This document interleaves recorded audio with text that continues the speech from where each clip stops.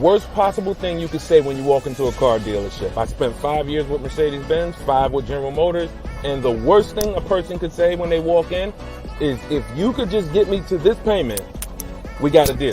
So your loan's probably still like 19, which means you got to pay to get out. You're upside down. It's called negative equity.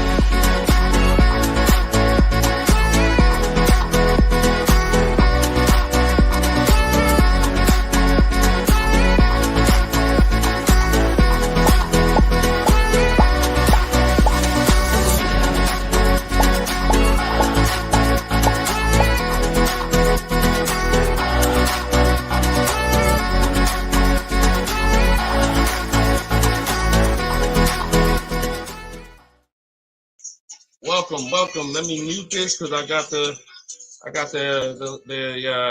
audio going on my phone. We're on Instagram Live. This is our May 7th, Tuesday, May 7th, Car Questions and Answers live stream. I am your host, Deshone the Auto Advisor.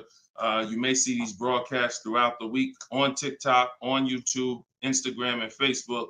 But whenever you don't see the banner above me, that means you're watching one of our live shows, so you guys can start typing your questions. If you don't know me, my name is Deshone the Auto Advisor. Let's get the quick housekeeping out of the way before we start bringing in questions. I've been in the auto industry since 2006. I left in 2020 after the pandemic. Since then, we've been focused on car shopping education, teaching you how to get the low market prices on your leases, your new cars, and your used cars by bidding and looking at multiple offers, making dealers and banks bid for your business versus how you've traditionally shopped. So that is what we do. I'm also the author of the pretty much 5-star rated digital book. It's called Cars from Home, and we're currently rated 4.94, goodreads.com. Just want to get the housekeeping out the way for those of you who don't know me. For some of you who've been on the show before on the stream, welcome back. But for those of you who don't know me, this is my new digital book. It's called Cars from Home. You can get your copy for 75% off the normal price by going to my Instagram bio, the TikTok bio, or if you're on Facebook or Instagram, you can actually scan this QR code, Facebook or YouTube. You can scan the QR code, or you can go to deshonebook.com. We have a link in the comments for you. Lastly, I am the host of the masterclass, Everything You're Doing Wrong, Buying, Selling, and Leasing Cars. Some of you have asked, I share a lot of people who are using these strategies throughout the broadcast. Some of them are people who have my book. Some of them are people who attended my free masterclass, and some of them are in my car shopping school, Maps Academy. So either way, you guys can get anything you need from me in the bios or in the comment section. So let's get started, Dolan. You can bring in the first question. This is May 7th. So if you're just getting on, we are live on all 4 platforms, May 7th, 12 p.m. Eastern time. And you can share this with your friends. Tyler from TikTok, how are you? How does gap insurance work on a lease? Great question. Gap insurance covers the amount that you owe if, God forbid, the vehicle is totaled or stolen and they don't find it. So let's just say the car is only worth $40,000, but the actual cash value if the vehicle gets totaled is, $35,000. So if the insurance company is only going to pay out $35,000, the gap insurance would kick in and cover the remaining gap. So now most leases include gap insurance, but you never want to assume that the lease includes gap insurance. Whenever you are getting your offers from dealers, when you're getting your offers, you always want to make sure that you ask for them to include gap insurance. But yeah, that's the way it works. You want to make sure 99% of leases have gap, but you don't want to make that assumption. Always ask when you're getting your quotes that the gap insurance be included. All right, great question. Go ahead, Dolan. Next one. All right, keep sending your questions, y'all. I see you on Instagram. Those of you who are on Instagram, you click that thing that looks like a paper plane, and you can actually see that you can easily invite a couple of your closest friends to the broadcast just so they know about this information when they need it. Because 1 in 5 people are shopping for a car at any given time. So 5 people in a group, 1 of them is going to be shopping for a car, and we want to make sure you guys have the knowledge you need. Go ahead, Dolan. Guys, make sure you are typing your questions all in one question. Try to get it all in one question. What's up, Instagram? This one says new car parts are hard to replace. The dealership wants old cars back. Anybody who's in the business of buying cars wants cars. So it's not just the dealerships, it's the online buyers, CarMax, Driveway, Carvana. They want cars. Local people who buy and sell cars, they want cars. Wholesalers who buy cars to sell to dealerships, they want cars. If you get what I'm saying, you understand why you need to be making people compete. See, we take one buyer. That's what you've been taught to do. You've been taught to take one buyer, one person who wants your business, and give them the opportunity to negotiate. What we teach is for you to actually go to multiple people who want that business and make them compete.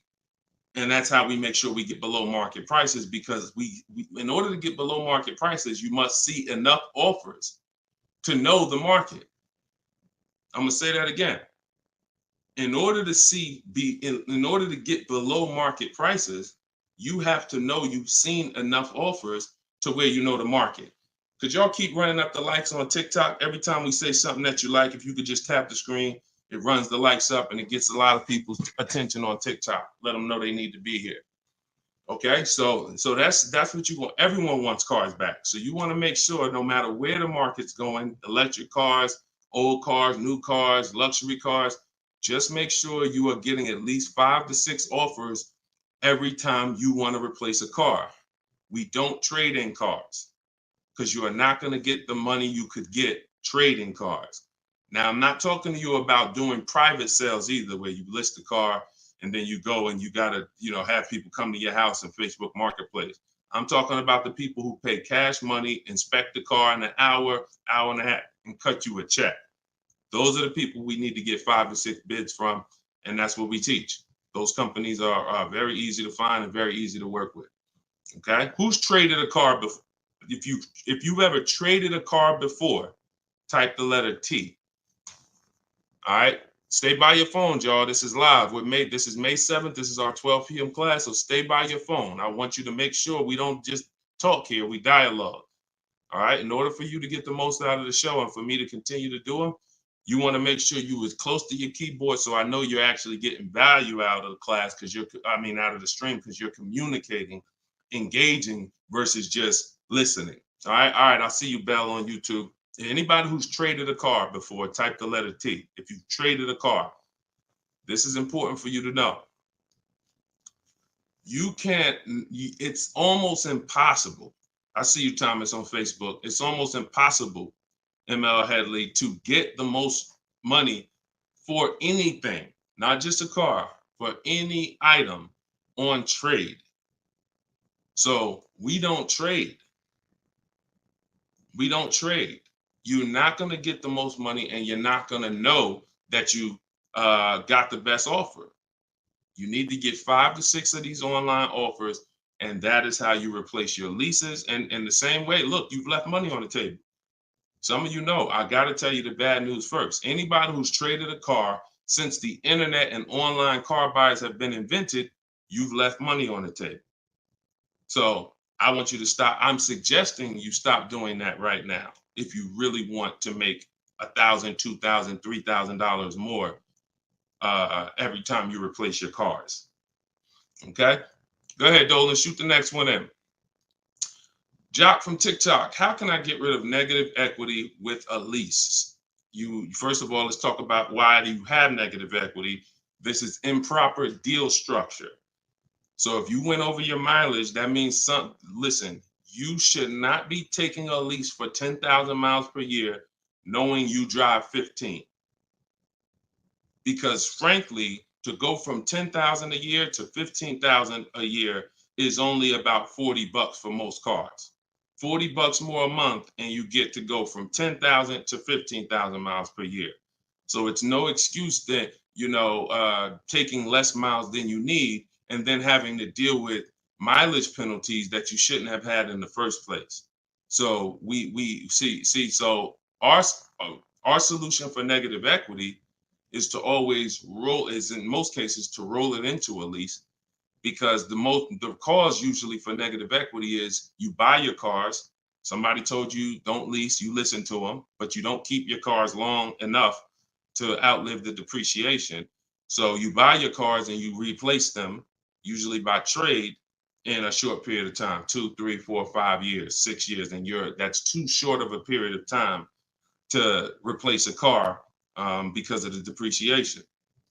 But with a lease, you should not have negative equity. Negative equity is something, you have a penalty because you don't owe. Negative equity means the object you owe a loan on is not worth that. So you owe 20,000, but the car is only worth 15,000. In your case, you have agreed to drive 30,000 miles over 3 years, but you're driving 40,000 miles. You drove 40. So you need to pay that penalty in order for you to go to the next car.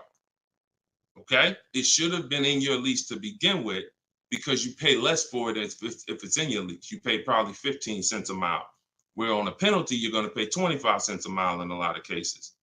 So what you want to do is you want to consider this: staying in the car, waiting to the end of the lease, and if whatever your mileage penalty is, rolling it over to the next car. As far as work your deal out, this is what I would be doing. One, I would do an equity assessment. Before we even talk about this, you need to do an equity assessment. The equity assessment is step 2 in my process. The name of my book is Cars from Home, 7 Steps to Saving Time, Money, and Avoiding Dealerships. So it takes you all the way through the journey of getting your car from home while you are at home. So the second step, which is right after we decide whether we're buying or leasing, is we must do an equity assessment. Some of you, who has a car that they're going to be replacing to get a car?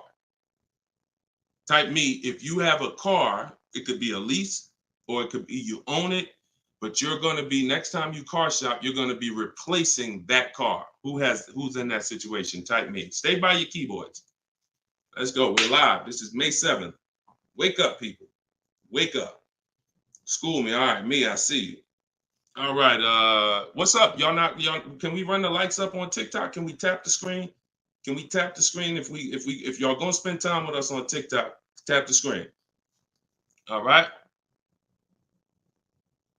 Okay. Let's go. Let's go. Come on. Don't play TikTok. I'll close the broadcast. All right. Y'all not paying me nothing. Okay.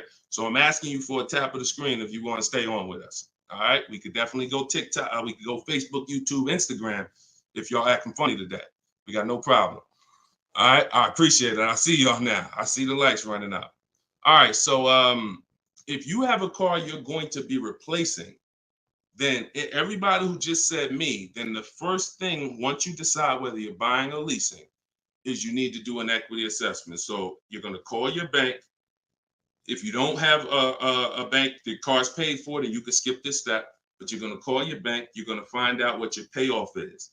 Once you find out what your payoff is, you're going to now, if you have a lease, you're going to ask them, do you have a third-party restriction? Now, once you make a note of those things, that's 4 different paths. See, I just talked to 4 different people. It's very important that y'all understand that I don't teach one size fits all car buying advice. So you got to listen closely to see, oh, is he talking to me? Oh, that's what group I fall in. So I just said, some of you are going to replace a car. You have no money you owe on it. You don't need to call your bank. Everyone else, lease or purchase or finance, you need to call the bank, and then you're going to ask for your payoff. Once you have a lease, you're going to do this next step. So some of you who don't have a lease, you don't have to do this step. Then you're going to ask, do I have a third-party restriction? And you're going to make a note of that. And you're going to put yourself into one of those 4 categories.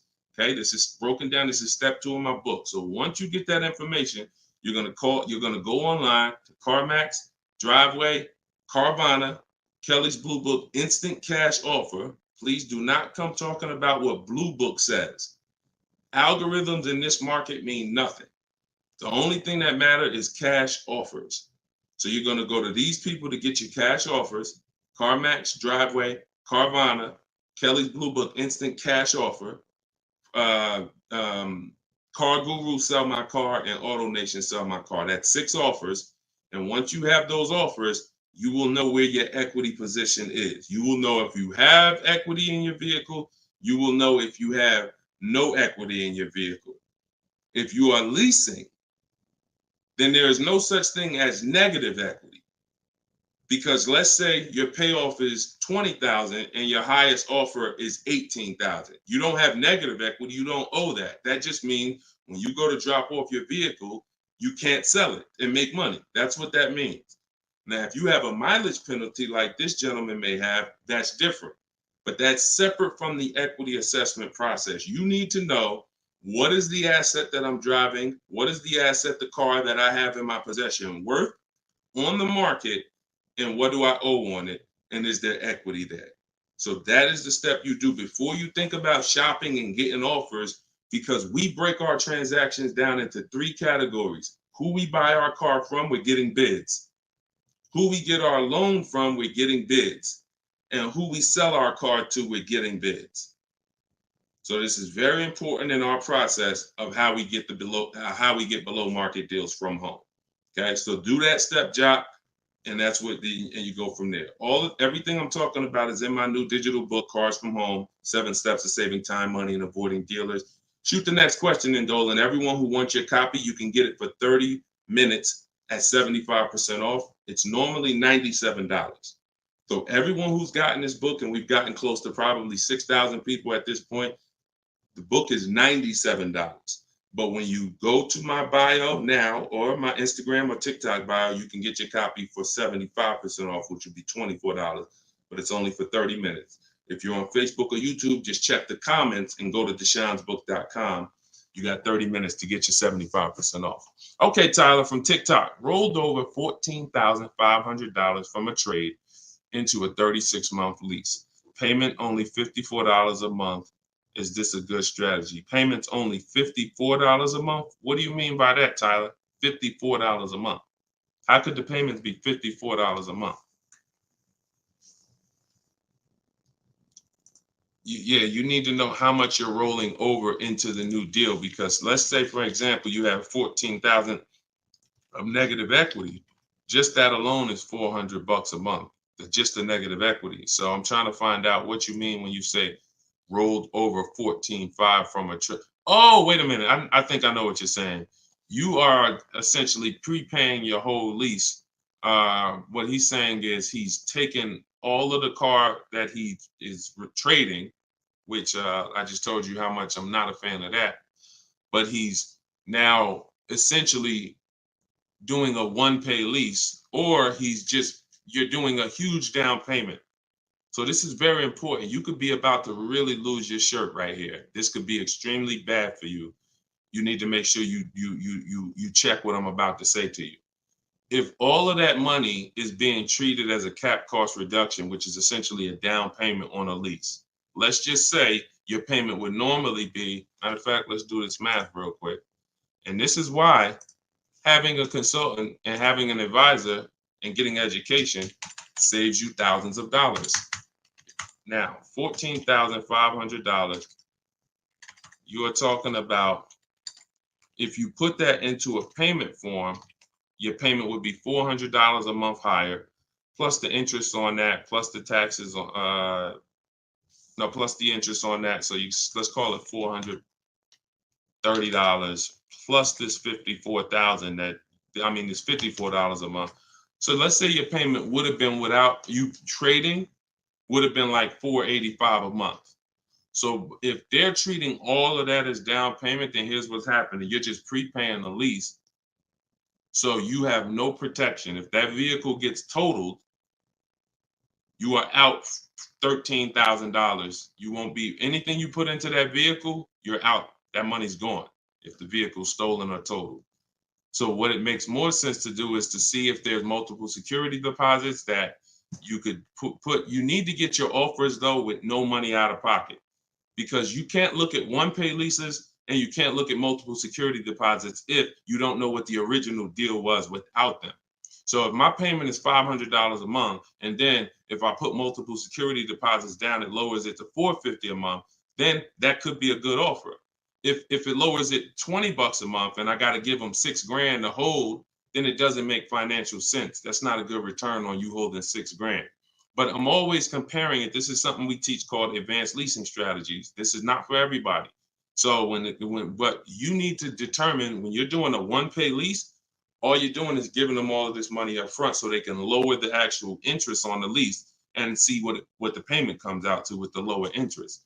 So you have to get offers without down payments. This is why I'm saying when we shop, we never shop with down payments, whether we're buying cars or leasing them. We never shop with down payments because when you're putting all this money in, you can't assess the deal because you don't know how much of this being a low payment is because I put all this money down. You need to know you have a deal before you consider what monthly payments is going to be. If I'm getting a lease and I shop my offers and my lease deal is under 1%, or my best offer is under 1%, no more than 1.5, somewhere in between there, I know I have a good deal, regardless of how much I'm going to put down. So, and when it comes to purchasing, I need to know people worry about the payment. Some of you are worried about the payment. You don't care about what you're buying the car for, and you're worried about the wrong thing because you're thinking about the loan you're getting. You're not thinking about the car you're buying. Before you think about, hey, what's a good payment on this car? No, the better question is, who's the dealer that's going to sell me that car for the lowest price? Deshone, I want to get this BMW 4 Series. What's a good payment on that? No, you're going to get a BMW 4 Series. Who's the dealer that's going to sell you that BMW 4 Series for the lowest price? If 20 dealers, if say 10 dealers have that car, $60,000 car, some dealers are going to sell it for 65, some are going to sell it for 60, some are going to sell it for 57. You need to get these offers before you worry about what the payment's going to be. And that's a whole different philosophy. This is what I teach. So I'm never going to be in the business of not teaching you to understand the numbers because we make it simple. Whether you're using my book, whether you're paying attention on these live streams, when you are shopping multiple offers, you eliminate this. You cannot be a payment shopper because you'll just be throwing money at deals and thinking you got a deal, but you didn't get a deal. You just threw so much money at it that it lowered your payment to something that you felt good about. Doesn't mean you didn't overpay for the car. All right. Very, very important, y'all. This is $3,000 to $5,000 to $7,000 to $10,000 mistakes. These aren't $100 mistakes. Listen, look, people right now are so distracted. They are asleep. They are asleep. The only way people could continue to make money is people stay asleep. It's not so when I tell you the conversation, you are taught to, when you're buying a house, get help. Make sure you have a plan. Work with the best people. Get a home inspection, even if you're not going to buy the house, right? Don't you get a home inspection even if you're not going to buy the house? Don't you risk $400, $600, $800, even if you're not going to buy the house? Why? Because you want to protect yourself from making a $20,000 to $50,000 mistake. But with cars, this is the only thing that you think, oh, I could just do this on my own. Knowing that every time you buy a car, you have a little buyer's remorse. You hope you hope you didn't overpay. You hope you didn't. So lock in. The only way you are going to win and be like these people that I show on the show all the time, like you see just a ton of people that's paying ridiculous prices, below market prices. And I got more to show y'all. Like my next show, I got like 3-4 million people that hit me with their deals they got in the last 2 weeks that I haven't even pulled in yet. Like you're not going to get these prices until you take car buying as serious as you take buying a small house. Once you start doing that, then you'll start saving 5 and 10 and 15 grand on some of these cars. Until then, you're going to keep just moving the way they want you to move. Go ahead, Dolan.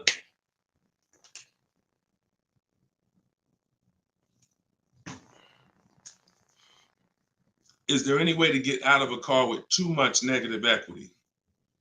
No. Negative equity is what I call a bad credit for people with good credit. You could have an 800 score. If you have too much negative equity, you're not going anywhere. So the first thing to know is what's the cause. See, we could sit here and we can cure the problem, but until we know the cause, you're just going to go and you're going to repeat the problem. The cause is you're not leasing, but you're not keeping your cars 8 years. So what you're doing is you're losing on depreciation. Your car's value is going like this. You buy your cars, it goes down 15%, 20% the first year, 15%, 12%, 12% is losing thousands of dollars in value for the first 5 years. And then that's when you go to trade it, or that's when you go to replace it. So you don't keep the car long enough for it to start losing a little bit of value because somebody taught you could just switch cars anytime you want. Buy them and switch them, buy them and switch them. This is a depreciating asset, and you're going to lose every time doing that compared to someone who's getting great lease deals. So if you're not, our rule of thumb is if you're not buying your car to keep it at least 8 years, you should be shopping for great lease deals, not purchases. So you need to know the cause. Now, once a lot of you figure that out, that that's true, and you learn that all of this bad structure has cost you, you're going to lease. You're going to say, Deshone, I'm not keeping my car 8 years. I'm leasing my next car. If you don't have too much negative equity, then what you should be doing is trying to cover the difference. So you're going to do that equity assessment process that I laid out about 10, 15 minutes ago. You're going to do that equity assessment process.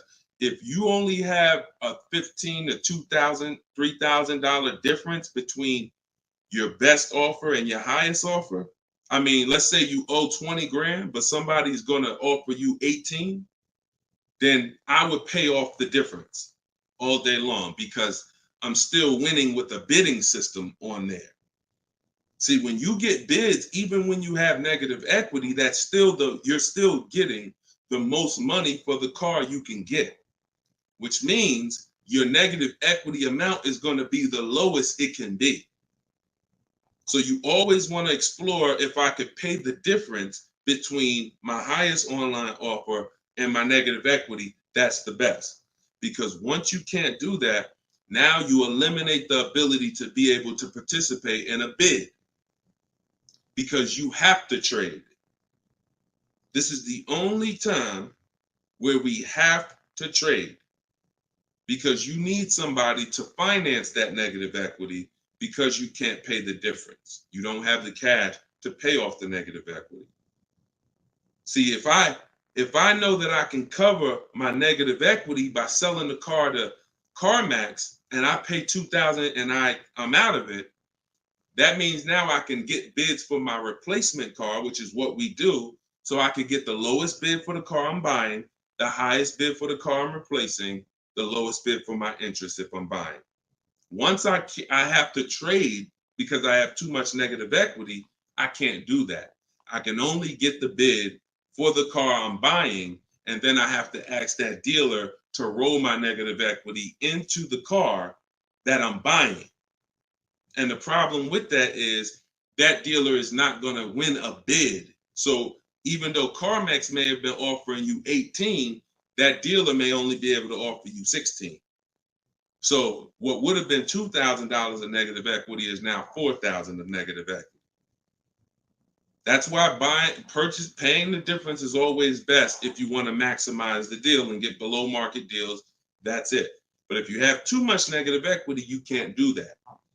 Now, it's very important that you understand something regarding the car you're replacing your negative equity with, the next car you're going to buy. You can see Sean uses our bidding strategy. He's in our private group. For all of you who want to know about my private groups and you have to attend, there's people who ask me, who are these people? You must attend my masterclass in order to be eligible to be in our educational course. So this is but what it is my book in video form with coaching. So the 7 steps are the same. Those of you who are using the book to get to your goal, use the book. It's just different ways of learning. So anyway, you can see Sean here he got his bids and he found a car that had a $15,000 rebate. He didn't know that, a $15,500 rebate. So if Sean wanted to bring negative equity over to this vehicle, he's buying the car so low with all the rebates, he could bring over 5, 10, 20 grand of negative equity and he's still going to be able to do it. Because as long as you're getting a big discount, you actually can, the bank is not going to lend 25% more than like 25% more of the car's value. So you can't slap 10 grand of negative equity on a $30,000 car. And the bank is going to look and say, why would we lend $40,000 on a car that's worth 30? There's something called loan to value ratios. It's in all forms of lending, loan to value. So you have a cap based on the price of the car. There's only 25% or so more that the bank is going to lend. So if you're trying to do no money down deals, having too much negative equity prevents those. So this is why we need to get out of negative equity and stay out of it and start leasing. Stop buying your cars. The only time you actually switch from a purchase with negative equity, I own my car and then I'm switching to another car and it's a purchase, not a lease, is if you had like an emergency. You were going to keep the car 8-9 years, but you just had a bunch of kids and now you need a whole different car. It's a life, but if you're not keeping the next car 8+ years, you shouldn't be buying again. You're going to be back in negative equity every time. Okay? All right. Go ahead, Dolan. You can shoot the next question. TikTok, I see y'all. We are live. This is May 7th. This is our 12 p.m. Eastern time show. If y'all can, every couple minutes, if you could tap the screen, if you're enjoying the show, if you're enjoying the stream, keep running the likes up on TikTok. Appreciate y'all. All right. Instagram. My lease on a CX5 is coming up. CarMax value is showing 21,000. My buyout is like 18. Should I buy it and keep it? No. Why would you go from a lease with a great, and look, I'm going to talk different on every show because I know some of you are new. Okay? Who's new here? If this is your first time ever on a live broadcast, on a live stream with us, just type the number 1 and then we'll answer the brother's question here. Who's new? All right, I see you, Khaleesi, on TikTok. I see you. If this is your first time on a stream, you've never been on Car Shopping Questions and Answers with us, type new. Okay, I see you, Matt, on Facebook. I see you, Vince, on Facebook. Melanie on YouTube. DJC Square, I see you. Okay, I see you, John, on YouTube. Okay. All right, TikTok quiet today, boy. I never saw TikTok this quiet. They ain't hitting no likes or nothing. That's all right. God bless them. God bless them. All right, so Instagram. Let's talk about this. Let's talk about this equity position you're in. Right now, you could sell that lease and make $4,000. Why would you want to go from a lease, which is a not keeping my car 8 years? I want full warranty. I want low payments. I want to drive a lot of car for a low amount of money. Now I can shop for this new deal, get a great deal on the CX5. Just so you know, understand something. CX, look, let me show you something. This was Tiffany rode in, and Tiffany got a Mazda CX50 a couple weeks ago, not too long ago. Look at this. So let me show you just kind of what this could look like in a great world. So you understand, she got a 2024 Mazda CX90. She literally paid 44. The sticker price on it was 44,000. She used our system. She actually wrote. This is a testimonial about the book, so you can see at the top says, "I believe we got a great deal from what we learned from the rest of the book." So look at this. She got bids, $44,800 vehicle. She ended up getting a $6,530 discount. That was her best offer. And then, so her lease payment on this would be incredibly low if there's a good lease program. But you're not going to save this kind of money negotiating. You want to sit at home, get bids, contact at least. We don't make a decision until we get 5 to 7 offers. We will not make a decision on a car until we get 5 to 7 offers, because 80% of dealers are overpriced. So you say you can get you might be able to get a lease price on this car for, $400 a month, no money down, for, $450 a month. Something, it might be lower. I don't know what the below market deal on your replacement Mazda is going to be. And then you could actually put that 21.4 in your pocket. So you could say, hey, the difference. So you would sell the car to CarMax for, and you would make $3,400. Just so you know, my mother sold her Mazda 2 years ago when the prices were real high, and she made $10,200. So why would I go from being able to do a deal like that, getting a new car, low payment, no money out of my pocket, put $3,400 from my old lease into my bank account? Why would I want to go from doing that to buying a used car, which is buying a 3-year-old Mazda, which is what you're suggesting when you say, should I buy it and keep it? What about that deal makes it better? If you figure this, Your buyout's 18. What's the payment on $18,000 plus taxes? 20 grand, 21 grand. What's the payment? 400 a month for 5 years.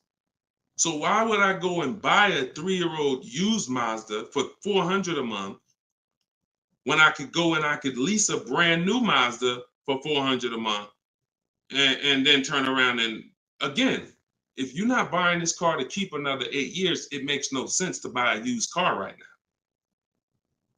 It makes zero financial sense. Not only that, you're gonna spend the same amount of money over the years that you could have drove brand new leases for. There's no benefit.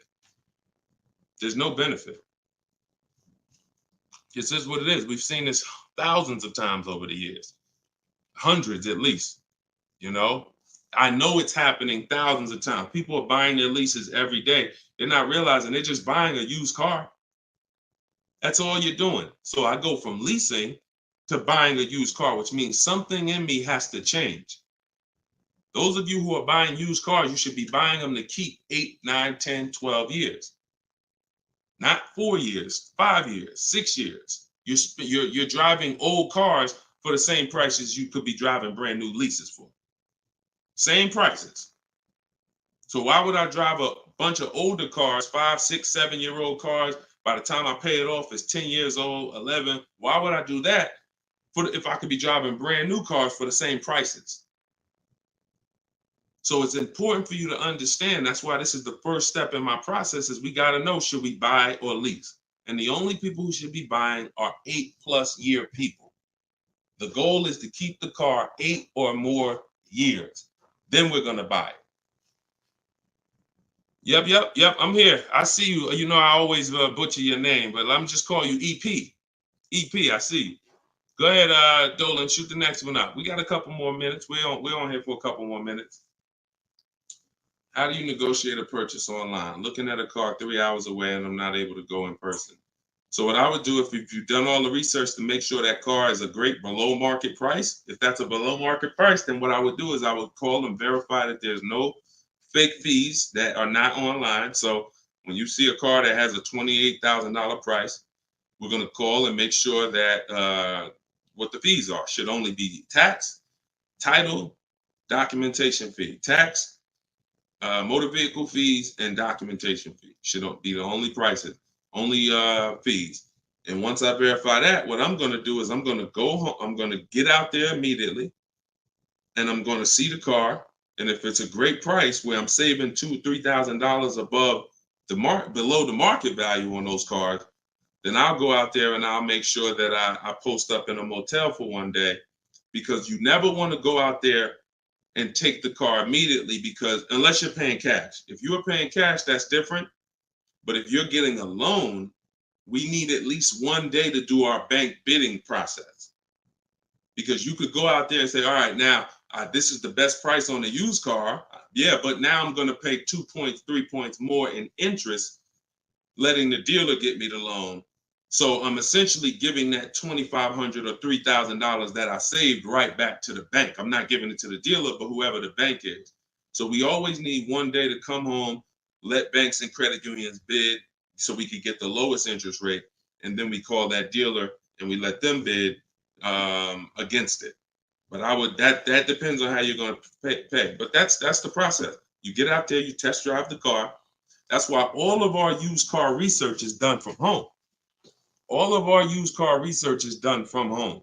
By the time we get to the dealer, the only thing we're doing is going there to test drive the car and lock up the deal. The prices we've already verified is the lowest prices in the market. So once we verify there's no bogus fees, that's our process for wrapping up the deal. That's right, man. You know I'm always watching and unlearning and relearning, boss man. Appreciate you. I appreciate you, EP. Always a pleasure. All right, go ahead, Dolan. Yeah, some of you are looking for your used cars locally. There's no way you're getting the best prices. If some of you are looking for your used cars 25 miles, 50 miles, 100 miles, there's no way you are getting you're getting below market prices. That's just not enough inventory to look at for you to see, Oftentimes, it's literally a dealer that's an hour, 2 hours, 3 hours away who may not be in the city. They don't have the traffic that that person has, and oftentimes they'll have a below market deal because of their particular circumstance. So if you're just shopping 10, 25, 50 miles outside of your radius, that's just not enough of a radius to get the below market deals. My brother leases up, he's over miles. Equity assessment. That's it. I just went over that about 20 minutes ago. I can't go over it again because there's people who watch the stream and it's not fair to them, but we do have this stream on replay. If you go to YouTube or if you go to my Deshone the Auto Advisor Facebook page, and you can find the section that I did only on that. Okay, it's called the equity assessment. We had another person on here that's over miles. And, once you do that equity assessment, then you want to weigh that, compare that to what the mileage penalty is. Because some people, the mileage penalty is only going to be $750, $1,000, $1,500. You could have that rolled into your next lease offer.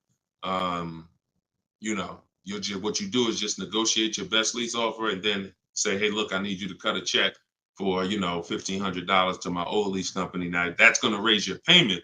So if I got a below market deal, let's say, give you an example. Let me show you with a real life example. So, so Charles, let's say Charles, he gets his Hyundai Palisade, he gets it for $597 a month, but he has a mileage penalty of, $1,500 that he needs. This dealer who won his business, he needs them to pay that to his old lease. So they're going to cut a check for $1,500, but that payment, that $1,500 now goes into his new deal. So it's just like negative equity. It's going to raise your payment up, which is why we bid this out and we don't bring stuff over. We don't bring mileage penalties over until we have already found the dealer that we're going to buy our car from, because they've given us the biggest discount. But yeah, that's what you would do. And whatever the mileage penalty is, you're adding it to your next lease. So you're paying it either way is the point. You're not getting out of a mileage penalty. It's just all about and the only way you can get out of it is if you sell the car.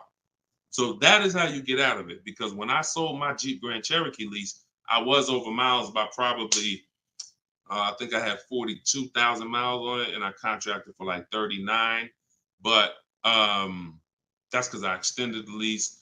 And when I extended the lease, I was doing more driving, and I just said, I knew I had so much equity in the car, because again, that's when cars were worth literally $7,000 to $12,000 more all through the pandemic. 2020, 2021, 2022, we had people cashing out, making $8,000, $10,000, $12,000. Some of you might have saw some of our videos and used what we were teaching then.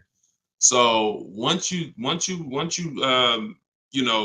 that, that's the only way you get out of a mileage penalty is you sell the vehicle, and then it's all whole. But if you're not doing that, that mileage penalty is going to be paid. It's just what I just told you is a way to get the deal done without having to pay the mileage penalty out of your pocket.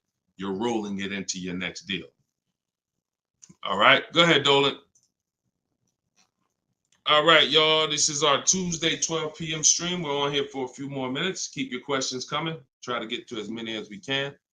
Everything I'm teaching y'all, if you guys do not want to remember this, if you're like, Deshone, I want something where I can see step-by-step your plan, you want to go to deshonesbook.com. We got the banner on the screen. If you're watching us on TV, you can scan the QR code with your phone, and you can get my new book. It's a digital book called Cars from Home, 7 Steps to Saving Time, Money, and Avoiding Dealerships for 75% off. So you'll get it for $24. You won't pay the normal $97, but it's only for 30 minutes, okay? After 30 minutes, it's normal price. You guys that are on TikTok, you can get yours in my TikTok bio. There's a website there, as well as in Instagram, my Instagram bio. All right, get your 75% off if you don't want to get it, if you don't want to remember any of this. All right, so Guitar Jams, YouTube, what's the best price to negotiate over sticker price? For example, a car is a $26,000 sticker, but I'm only wanting to put $27,000 in cash. Is $1,000 difference enough to avoid all BS fees? See, that's a problem. See, let me show you how you're actually hurting yourself by doing this. You're not getting bids. You're not getting multiple offers. If you're looking at a new car like this, a $44,000 car, You go in and you assume what a good deal is going to be. We never assume what a good deal is going to be. We have to reveal what a good deal is by getting multiple offers from home. So we sit at home. In my way, we use the computer and we're going online and we're going to dealers' websites. I have scripts in my book. So all you're doing is copying, pasting my scripts to use this. Now, if you're doing it your way, you just want to make sure your goal, you could do it by phone. I don't care how you do it, but your goal is to get 5 offers. Because until you get 5 offers on these new cars and on these leases, you're not going to ever know what the best deal really is. Because 80% of dealers are overpriced. So when you look at something like this, if you said, okay, $44,820 car, like the one I got on the screen. If you went in there saying, well, I only want to pay $46,000 all in. Look at what she paid. She paid net $40,300. Look, this was her base price. She got $38,289. Her net price was $40,300. So if you would have went in here on this car saying, well, it's 44, look, I'll give you 46,000 all in. You would literally have overpaid more than Tiffany by $6,000. Let that sink in. You can't go in feeling for the bottom, brother. You will certainly get somebody will take a vacation on you. Their commission they're gonna make, well, that's probably an $8,000 profit deal to the dealer, $6,000 profit to $8,000 profit, and somebody's getting a $1,500 commission on you because you just went in. Oh, let me guess what I think a good price is going to be. Not knowing if there's any rebates on the car, not knowing anything about it. I'm just going to guess. Look, what if Sean would have went in? Look, what if Sean would have went in talking about, this truck is $73,000.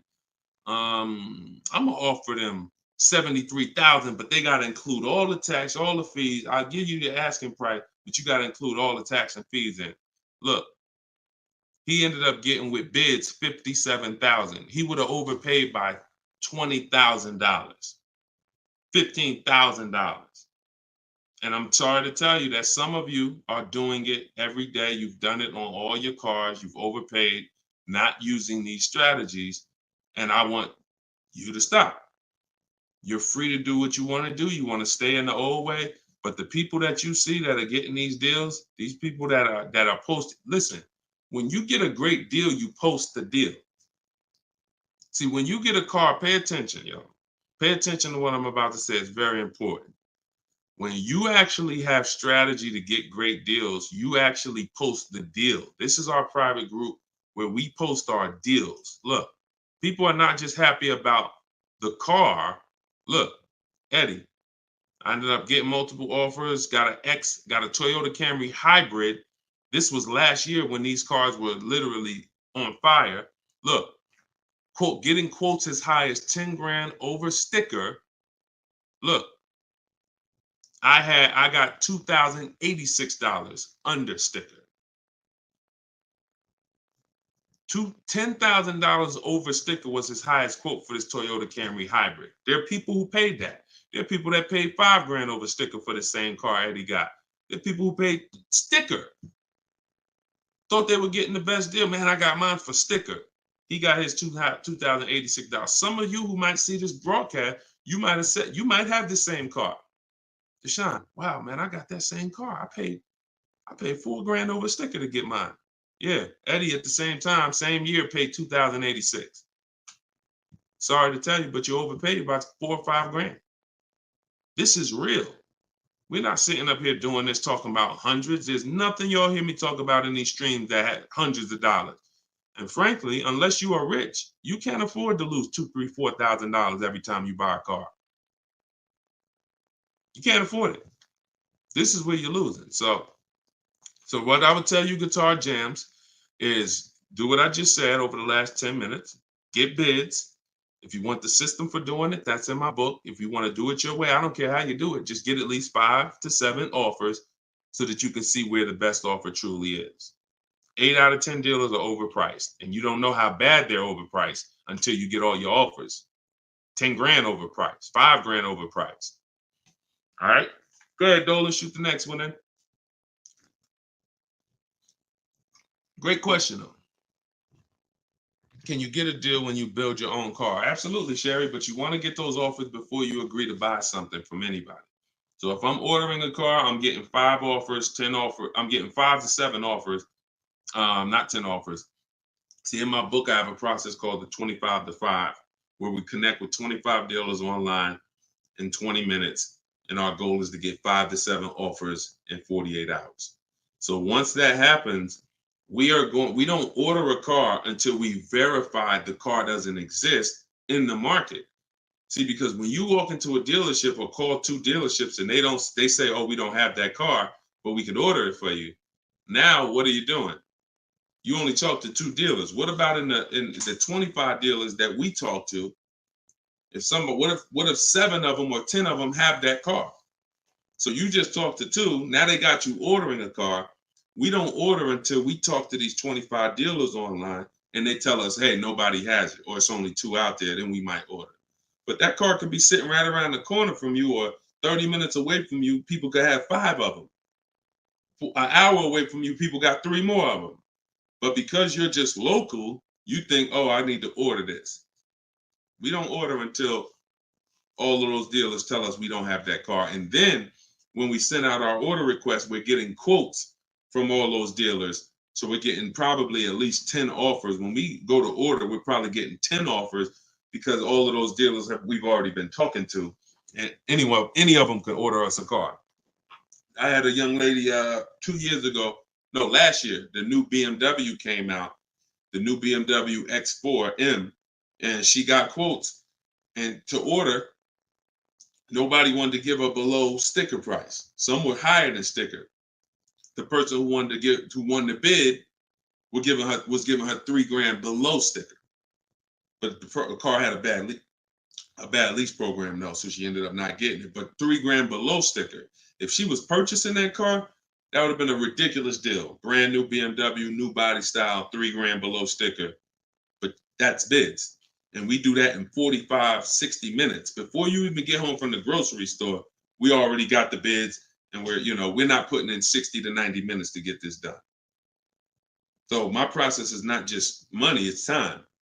I don't want to spend more than 60 minutes to get a car. And I could get any car, any price. All of these people that you're seeing, Danielle, Kimberly, Bonita, all these people right here, Charles, they could get that Zafrina, they could get these cars, they could get these same deals that y'all seeing, and they're probably 90 minutes. Some of them might be 60 minutes because it was their first time, second time, some of them. Second time you get it, you're probably 60 minutes because it's a repetitive process. Getting a car, getting these bids is so repetitive, you'll see. This is what I should have been doing years ago. I don't know why. So easy. All right, go ahead, Dola. Shoot the next one in. What's up, Sus? Ralph Morales. K. Michelle, I see you. That's not the K. Michelle, I know. What's up, John? I see you. Steps if the lease has a third-party restriction. So if the lease has a third-party restriction, we're going to get bids from whatever dealerships make the car. So if there's a Nissan and I have equity, if I have $2,000 or $3,000 or $4,000 in equity, then what I'm going to do is I'm going to call and I'm going to get bids from the local dealers, because a third-party restriction means that it doesn't mean you can't sell the car. It means you could only sell to a local dealer who makes the car. So we still get bids. We get 3 to 5 offers from used car managers. And whoever makes us the best offer gets the car. And then they'll cut us the check for any equity that's in the car. But we always need to get the offers online, because that's going to tell us if we should even be pursuing. If we don't have any equity, or it's at a break even online, there's no reason for us we don't have any equity in the car. We're just going to return the lease. But the process of doing this is to prevent what a lot of people have done. You dropped off your car 2020, 2021, 2022 at a dealership. If you dropped your old lease off and you didn't do an equity assessment, chances are you gave up a lot of money. And some of you are like, well, Deshone, I did that. I gave them back my old car, but then they gave me a great deal on a new one. You have no idea how much equity they used out of that car or how much they kept. It was, like I said, my mother had $10,200 in equity. She could have literally, they could have gave her, if we would have went into a dealer, they might have gave her 4,000 of the equity and kept 4,000 if we were lucky. So, doing an equity assessment before the lease in process is to prevent giving away any equity when we drop off our lease. All right, go ahead, Dolan.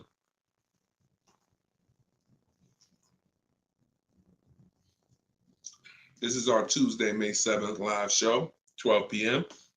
If you don't see the banner above me, that means we're live. So you can type your question. Dolan will bring them in.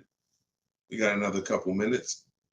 Hey, Deshone, currently in talks with dealers for a good offer. Thanks for all your help. Great. I feel empowered and confident I'll get the best price. Get the book, everybody. Stop leaving money on the table. Thank you, Nico Smooth. See, it's empowerment. It's the only way to feel empowered. You are not going to feel empowered going and negotiating with a car salesman. Anytime you're working with us, it's already set up for you to leave not able to guarantee you got the best deal. Nico Smooth, he's going to guarantee it. I don't know if that's a woman or man, but they're going to guarantee it because they're getting offers. They're getting offers. If you went in, if you had to buy a 100-inch TV and you just went out right now in the first store you found that had one, you just paid it. Or you looked and said, man, I think that's a good price. 100-inch, man, that's only, $900. I feel like that's a great price. Meanwhile, you didn't look on Amazon.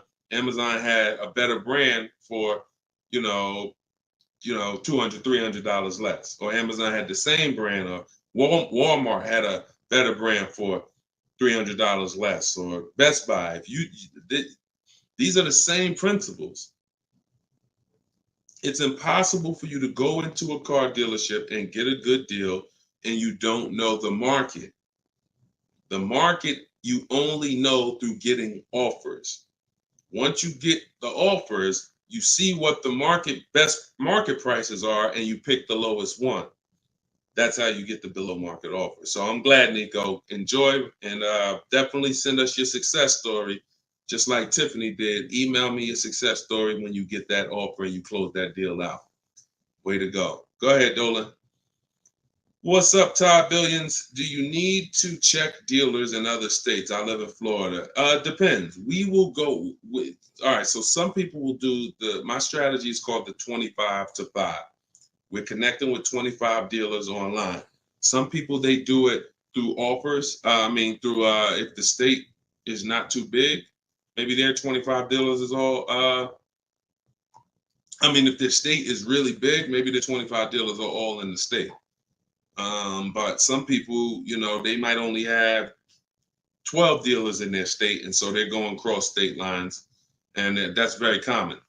That's very common. If you look at Sean posted in our group, and he said he ended up expanding his search to 150 miles outside his area to find this deal. He said, I'm going to another state to pick this up, which is something I never would have thought of before, or would have before he attended the class. So he attended my master class. All of you who want to attend my free master class, it's called Everything You're Doing Wrong, Buying, Selling, and Leasing Cars. You can go to my TikTok bio, and you can go to my Instagram bio. We have a comment in the comment section for you guys who are on Facebook or YouTube. But this is, the local business is going to die. When you see and you shop online the first time properly, you're going to find out that the local business is going to be dead to you unless they win the bid. And you're not going to be committed to local anymore, because look, Sean is driving to another state because his best offer, it saves him $4,000. So no other dealer near him made him the other offer. This dealer that's in another state made him, and it's $4,000 better. So literally, if he has to drive 4 hours, 2 hours there, 2 hours back, he's literally making $1,000 an hour. This is the money we talk, big money talk. So yeah, go as far as you need to get 5 to 7 offers and get the below market deals tied. Go ahead, Dolan, shoot the next one up, brother. Great question.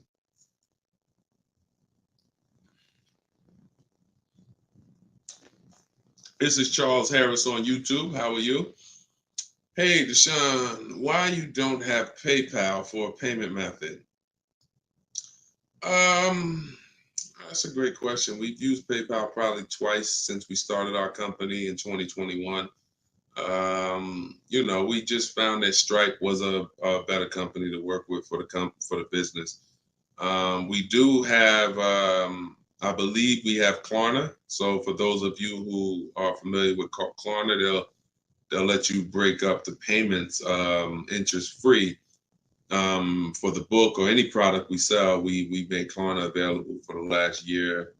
But PayPal is just a little different to work with. We've enjoyed working with Stripe. So hope that helps. Go ahead, Dolan. Right, we just hit the hour mark. Got a couple more. We'll try to take a couple more before we wrap. Lenice from Instagram. By the way, everybody, if you just jumped on, this is our Tuesday, May 7th, rather, 12 p.m. live. So we are live. So feel free to ask your questions. If you don't see the banner above me, then that means we're live and you can type your questions. Is purchasing a car from Enterprise Car Sales a good idea? If in order for me, when we're shopping for used cars, like I have this used Infinity truck. We got it a year ago. It was 2020, so it was 3 years old. When we found that car, when I narrow it down to my top 3 to 5 used car options, they have the best title histories, the best service records, the best accident records. They're the best price in the market. They're below market. And then I verify what the brand new price was, because you can't know a car is great until you know the new car price. Because if a car was 50,000 and they're asking 30, that's different than a car that was 55,000 and they're asking 30. The $55,000 one has more value, has more equipment, more options, so it's a better value. So it's impossible to get a great deal on a used car without knowing what the original price was. So you might have picked a car that's, this one is 30,000, but again, the original price was 50. Meaning, while another one might be 31,000, it's $1,000 more, but the original price was 55 or 57. So you got to know what was in the new car price to be able to compare when we're getting. So if I narrowed it down and that Enterprise car was in that bunch, I'm not opposed to it as long as it has great service records, great accident history, great title records. But the title is going to show as a rental. So when I say great title history, you got frame damage, you got salvage titles, you got rebuilt titles, cars that have been totaled, rebuilt. You have different forms of title: personal lease, personal vehicle, corporate lease. These are all different categories of title. So if you get one that has a rental, then that price needs to be considerably less than the other cars on my list. That's the only way I would look at it. Great service records, great accident records, and then compared to the other cars in my bunch, it's got to be $2,000 less than them. 1,500, 2,000 less. So that's the only time I consider it. Go ahead, Dolan. Now, the way we shop for new cars and leases in my book, and the way I teach, is the 25 to 5 strategy. That's when we're connecting with 25 dealers online to get 5 offers, 5 to 7 offers, 25 to 5. When we shop for used cars, we're using my multiple marketplace strategy. So we're going on every marketplace that has used cars, 8 of them: CarMax, Carvana, Driveway, eBay Motors, Car Gurus, Cars.com, Carfax.com, Autotrader.com. We're going on all 8 marketplaces because these marketplaces have different prices, different inventory, and that's how we shop it, and we narrow it down from there. All right, Fo from TikTok. Best way to trade a vehicle and not be upside down. We already had 2 questions about negative equity. So what you want to do, Fo, is either go to YouTube and go to Facebook. The replays are there once we end the show. Just find somebody who had that same question. Somebody asked about replacing a car that they had negative equity on. Upside down, negative equity, same thing. Just 2 different terms. Go ahead, Dolan. Everybody getting value out of the show. If you're getting value out of the stream, type $signs, type a $sign. If you're getting value out of the stream, type a $sign. All right, everybody getting value? All right, I see you. Perfect. Good. Good. I see you, John. I see you, Tracy. All right, I see you, Sterling. Yep. I see you, Charlene. I see you, EP. Perfect. Glad everybody's getting value. Charlene said, thanks for the education. I just finished the first read of your book. Now I will start the process to buy a new car following the 7 steps. Congratulations, Charlene. Way to go. Now, some people choose to go the book step by step. So the last step that Charlene just said, step 7 is delivery. So you're not really getting, some people do this. And I can't, it depends on how you learn. The book is set up in a way where everything I teach is set up in a way when y'all hear 7 steps, it's set up where if we talked on the phone, I would be saying, do this first, call me back. Do this second, call me back. Do this third. And then by the time we get to step 7, we're setting up for delivery or the pickup of the car. So some people never read the whole book. They just do 1 step at a time and they never see step 7, me congratulating them for delivery until they are at that step. Some people read the book straight through and then come back and do the steps. So whichever way you decide is up to you. The quickest way to your car, the quickest way is to just do 1 step at a time and then not read forward until you get to that step. But everyone learns different, and everybody, that's just if you want the quickest way, you want to get a car in literally 48 hours, don't read the whole book. Read 1 action step at a time, cross it off the list, and get it done. And then you'll have your car in 48, 72 hours. Okay, go ahead, Dolan. TikTok, using your book, all of these lease prices I received are too high, over 1.5%. Next step. Well, as I mentioned, once you get 5 to 7 offers, that means that car has a bad lease program. Not the brand, the car. So that Jaguar has several cars. That particular one, and it could be that trim level, has a bad lease program, in which case I always say with leases, we want to have at least 2 to 3 options, because we cannot control the lease program. So whatever the dealer was, so if you see a 1.5% lease, 1.6, 1.7, 1.8, 1.9, then that 1.6, that dealer's beating everyone else. They're selling you the car less than everyone else. But if they're at 1.6, then that means their lease program is bad. That's why we always get 5 to 7 offers. If they're all over 1.5, that means the lease program is bad. And we do not lease cars with bad leasing programs. We go to our next choice, because you'll see, literally, it's day and night. A $60,000 car could have one lease price of $900, and then you have a $65,000 car like Frena got. $65,000 vehicle, she paying $579 a month. 2024 Jeep Grand Cherokee. Got it a little while back. So this is, lease programs make the difference. What we do is use bids to get the lowest price on the cars. We're gonna always get that. But once we can't control the lease program. So we always have 3 options. With purchasing, we don't need 3 options, because once we get our bids, we're gonna just find a dealer that's gonna be the lowest. Nothing else matters. We don't need to worry about a lease program. Go ahead, Dolan. German Tink from TikTok, I see you. If our credit is not good, I feel like we don't have room to negotiate. True? No, your credit, you do. You see, again, we're mixing the loan with the price of the car we're buying. That's where you're going to overpay. Because if you have a loan, you have bad credit, the only thing that should be affected is the interest you pay on the loan. That should be between you and the bank, the lender, not between you and the dealer. So what your job to do is, if you have bad credit, the lender you get your loan from is going to tax you for it. You're going to pay higher interest than what someone with good credit would pay. But what you should not be doing is overpaying for the car because you didn't get bids. So you can get bids for your car, and then you can use a company that gets deals done, that gets people loans, even with bad credit.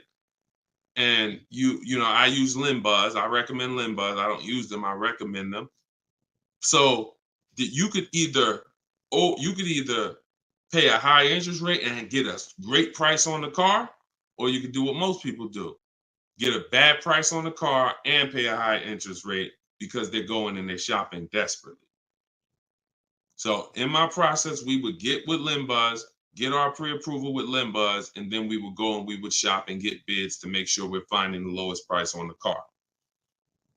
See, once you learn what we're doing and you start doing what I'm telling you, using what we're talking about here, you're going to see the car price is independent from the loan. You've been taught to focus on the loan, which is how much my monthly payment is going to be. Oh, am I going to not be able to negotiate? The car's price we're negotiating has nothing to do with the loan we're going to use to buy it. Okay? So everything that I taught from today, guys, is in my book. It's my new digital book. It's called Cars from Home. You saw it if you were here earlier. We're rated 4.94 on Goodreads.com. Thank you to everyone who's reviewed the book and gave us 5-star reviews. You can get your copy in my TikTok bio for 75% off. That's $24. It'll be in your email in 2-3 minutes, in my Instagram bio. But don't let that timer run out, because then the price does go back up to $97. You can get yours for 30 minutes. And the same thing online here on YouTube, Facebook. We have the banner here. You can scan this QR code with your phone if you're watching us on TV. And this is what we do, y'all. We do these shows throughout the day. You can see on what time we'll be live. So we'll be back for the next one shortly. And make sure when you see us, you hop on and ask your questions, all right? But let's go get these deals. Shout out to everybody who's committed to unlearning and relearning. In order for you to win with what we just talked about, you have to unlearn the way you were taught to car shop. You have to unlearn that and relearn the new way. All right? God bless y'all. Enjoy the rest of your day. See you soon.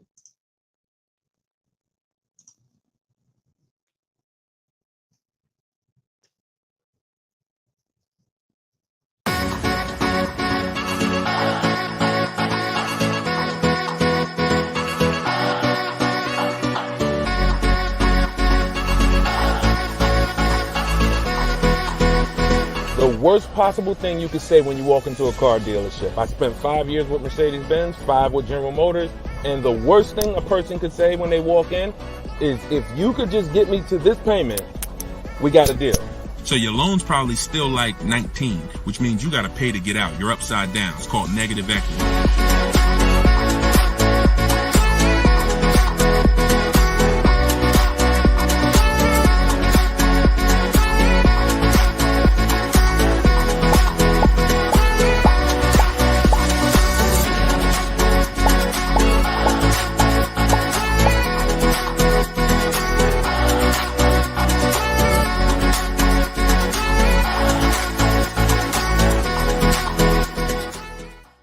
In the next 12 months, if you are car shopping now, or in the next 12 months, I want you to type a 1 in the chat as you come in. My name is Deshone the Auto Advisor.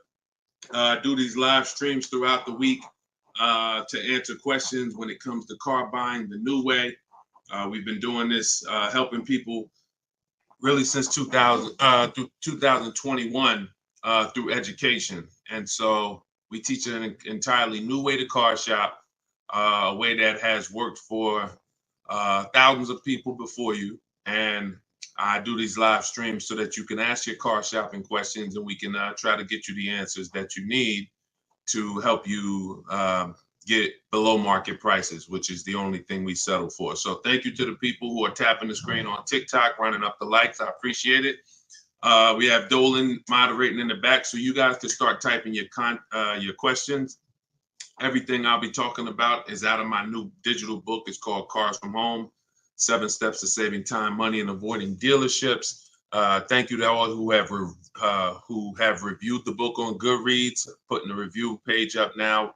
Thank you for helping us have pretty much a 5-star rating And everyone, as you're watching this, you can get your copy. If you like what you're hearing, if you like this new way that you're going to hear on these streams of how to car shop, you can get your copy of my digital book for 75% off in my TikTok bio, my Instagram bio, or we have a banner up for you guys. Or you can go to deshonsbook.com. So no matter where you're at, that's your special offer. All right. So Dolan, you can bring the first question in. I see you, Paper Chaser. Welcome to the broadcast.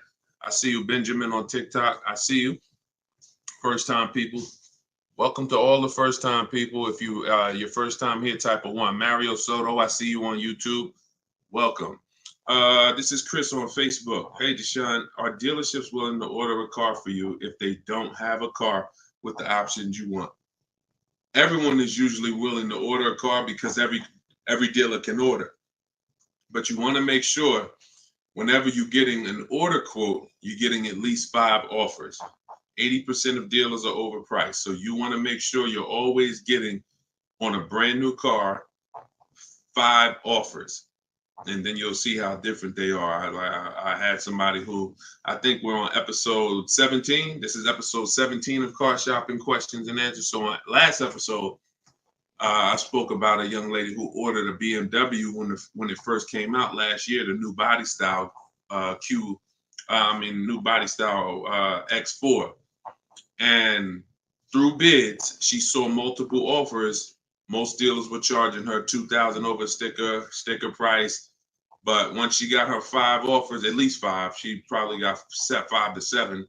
Her best offer was $3,000 below sticker. So I always say when you're shopping the right way, it should be a $3,000 to $5,000 to sometimes $7,000 difference between your best offer, which is the below market offer, and your highest offer, which is, the highest of all the other offers. So that's when you know you're shopping correctly. So make sure when you're ordering, you're following that model so you can make sure you're getting your best price. And you do this right from home. You could do it by phone, or you could do it my way, which is using the dealer's computer, the dealer's websites. We do copy and paste models to get quotes directly with dealers, speaking with them on their website. So as long as you do it, that's all that matters. All right, great question. Shoot the next one up, Dolan. Let me open up my phone on Instagram. My phone battery is low, but hope. Okay. Yes, everybody. This is our Tuesday 7 p.m. live stream. So this is live. Whenever you guys don't see the banner above me, then that means we're absolutely live, and you can ask your questions. We rebroadcast these streams all through the day, so you can send your friends, family to them. But whenever you don't see the banner above me, that means we're actually live, so you can ask questions. Okay, go ahead, Dolan. This is from TikTok.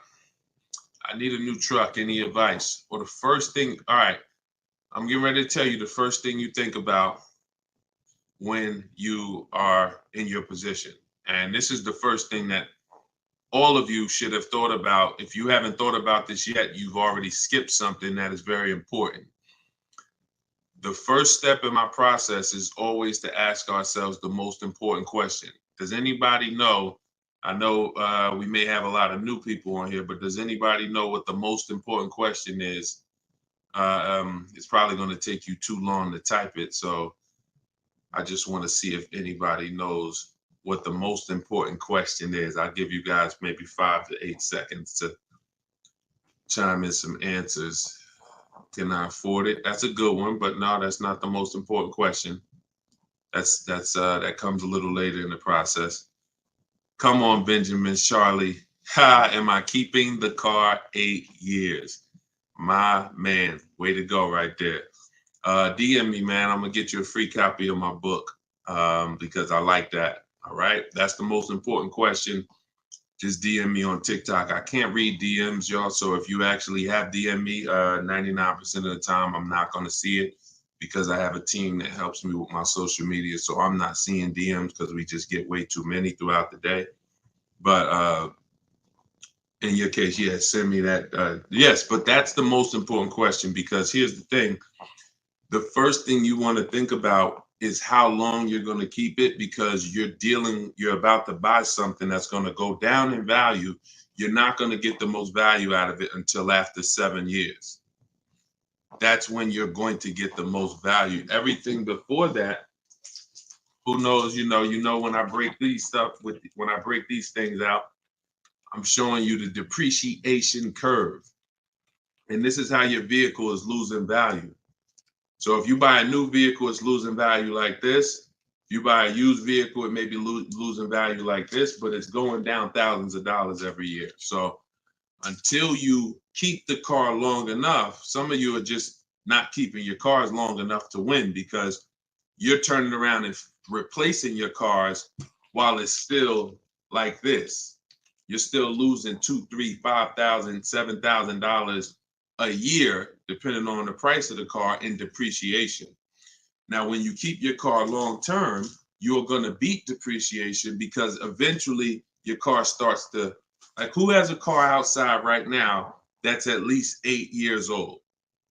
Who has a car outside right now that's at least 8 years old? Type how many years old the car is. I just want to demonstrate something, because if you skip over this, you're not going to be able to get a good deal. You can forget it. I'm telling you right now, I call this the most important question. If you get this wrong, forget about getting a good deal. It's impossible. And I'm going to explain why. This is not, if some of you are new here, I don't need to hype anything up. I love math. So I make math simple. You might not love math. I love math. And I know that when it comes to cars and buying versus leasing, it's a numbers thing. It's a math thing. And I'm telling you that if you're not going to keep your car long enough for the depreciation to level out, like you can see Chris here on Facebook, he has a car 10 years. Carlos, 10 years. Tyranny on YouTube, 10 years. Okay. Yep, I see you. Kura Cindy on Instagram, 14 years. Jeff Walkus, YouTube, 15 years. Now pay very close attention to this. You'll notice that the way the amount your car is worth today, it's going to be worth almost the same thing next year. It's going to be worth almost the same thing next year. If your car right now is worth, if it's 9 years old and it's worth $8,000, a year from now it's probably going to be worth $7,600. That's when you have beat depreciation. Tap the screen on TikTok if that makes sense. See, if your car is only losing, some of you see these answers, until you are actually keeping your car long enough. It's not about when you pay off the car. A lot of people think that that's the car's paid off. It doesn't matter. The value of the car is going down. This is why I call this the unseen expense. Depreciation is the unseen expense. And so how do we beat it?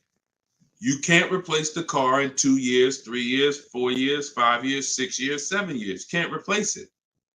You have to replace it either after that, or if you're not going to keep it that long, you should be shopping for a lease. And I'm going to show you the numbers before we move on from this. I'm going to make this point very clear. Now, this is step 1 in my book. This is why if you don't get this step, you cannot get a great deal on a car. So Instagram, I just want to let y'all know that if you're enjoying what we're doing, there's a button that looks like a paper airplane at the bottom of the screen. If you could hit that and just quickly in 10 seconds, tap 3 friends or 1 friend, anyone, I don't care. Just invite people over, because I know they'll appreciate it. Because a lot of you guys have friends right now that are outside in dealerships getting overcharged as we speak.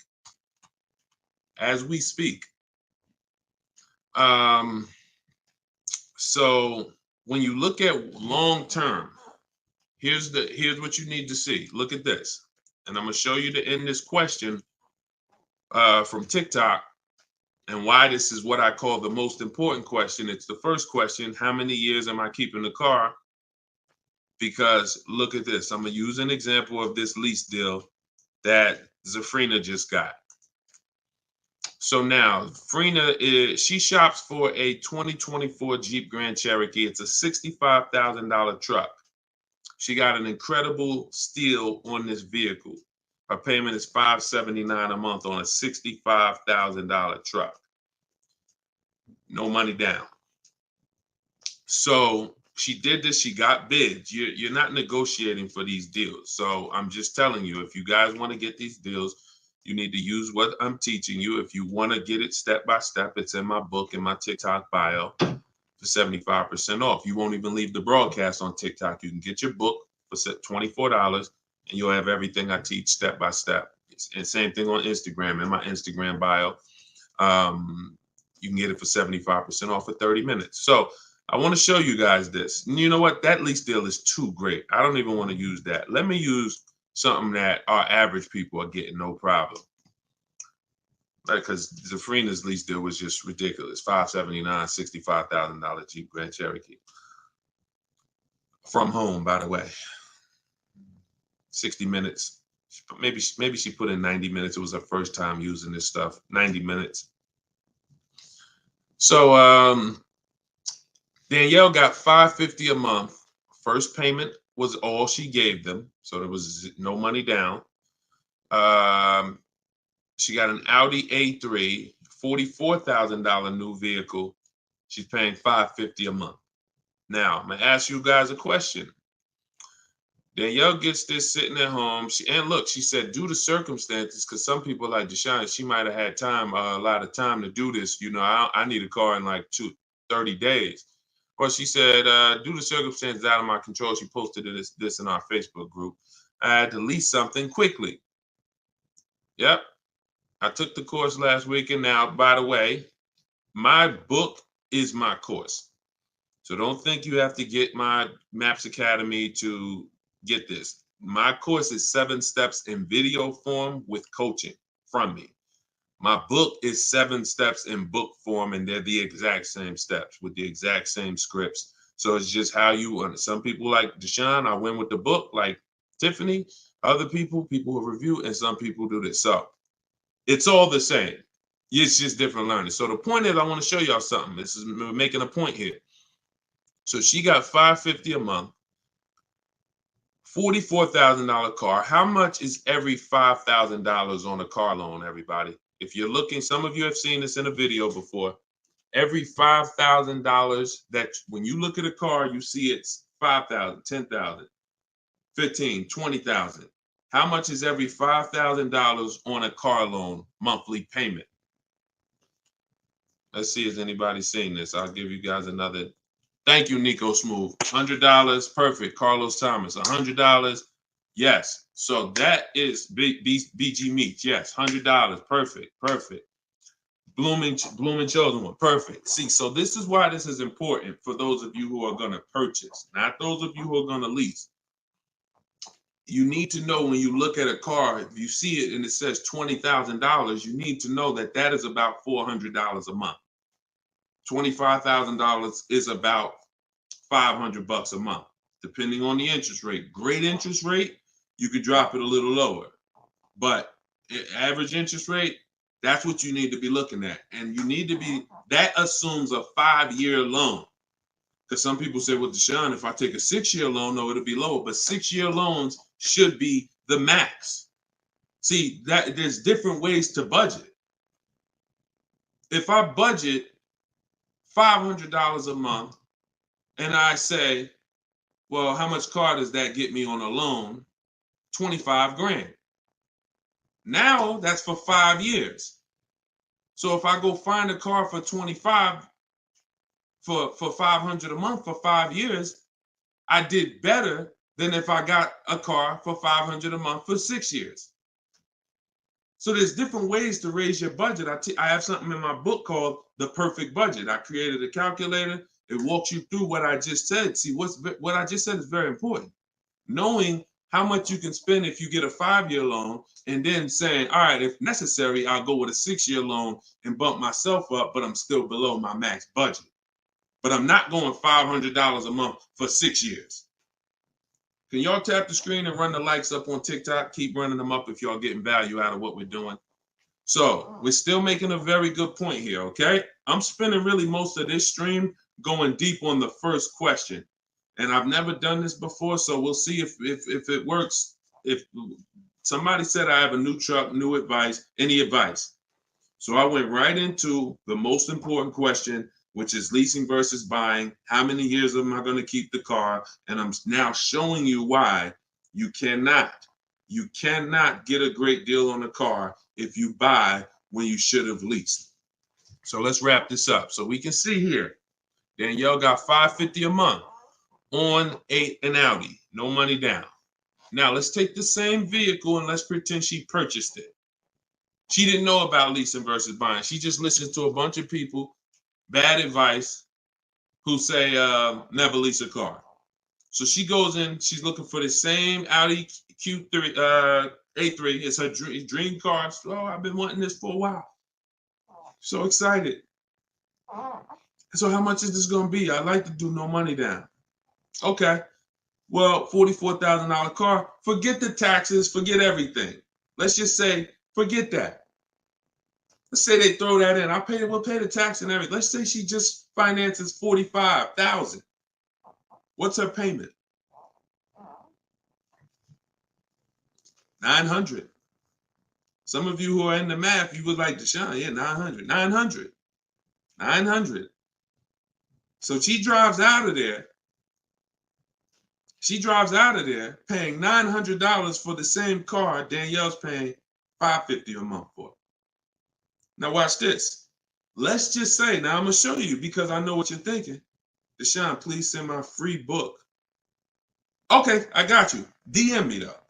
I want to stay on topic here. All right, so let's just say some of you are like, well, Deshone, I got a great deal on my last car. I wouldn't pay the same price that Danielle could pay for. Let's say, what's an unbelievable deal on this $44,000 brand new Audi? How much discount? I'm gonna let y'all decide. I'm gonna show you why there is no way for you to get a great deal when you purchase when you should have leased. We're gonna kill this.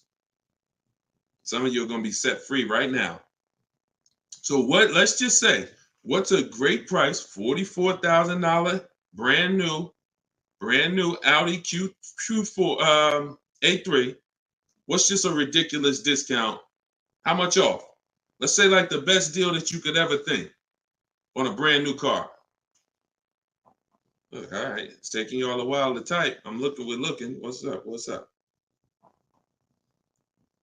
Heck, none of y'all ever saved money on a car before? Some people, oh, Deshone, I didn't think we could get discounts on cars. All right, I like that. Nico Smooth, I like that. Let's say the person got $10,000 off. Okay?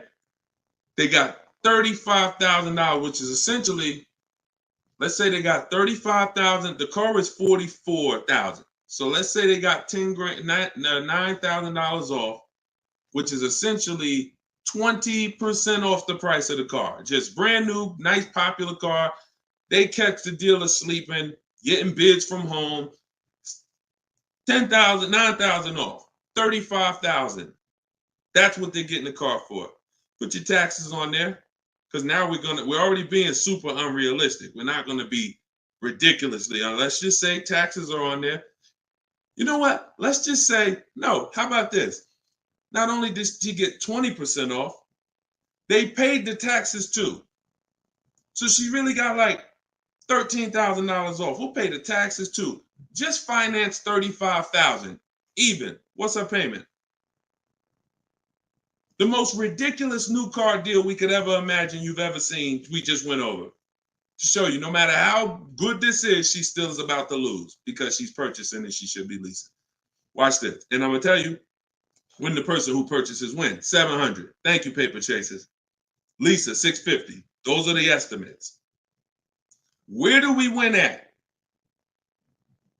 Imagine if I just gave y'all a ridiculously unreal situation that will never ever happen, but just to illustrate, if that ever happened, 20% off the car, pay the taxes, her payment's still higher than Danielle leasing. So when does the person who buys win? When they keep the car long enough to outlive the depreciation. Very simple. 8 years. 8 years.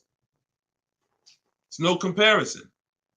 So like you're sitting there and you're like, Deshone, I bought my last car and I've been buying cars all my life. I was just taught you buy your cars, you don't lease them, but I never keep them more than 8 years. If that's you, I want you to type a sad face.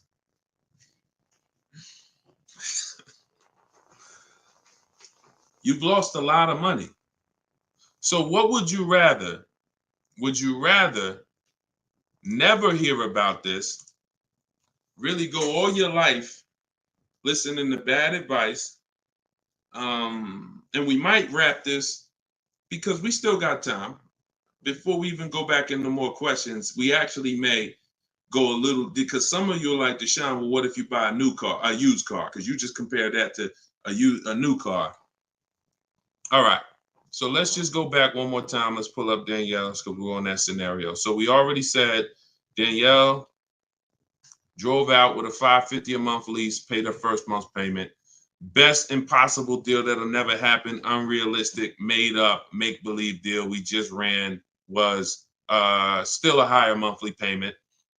So imagine with somebody who just goes in regular negotiations, maybe gets $2,000 off the list price.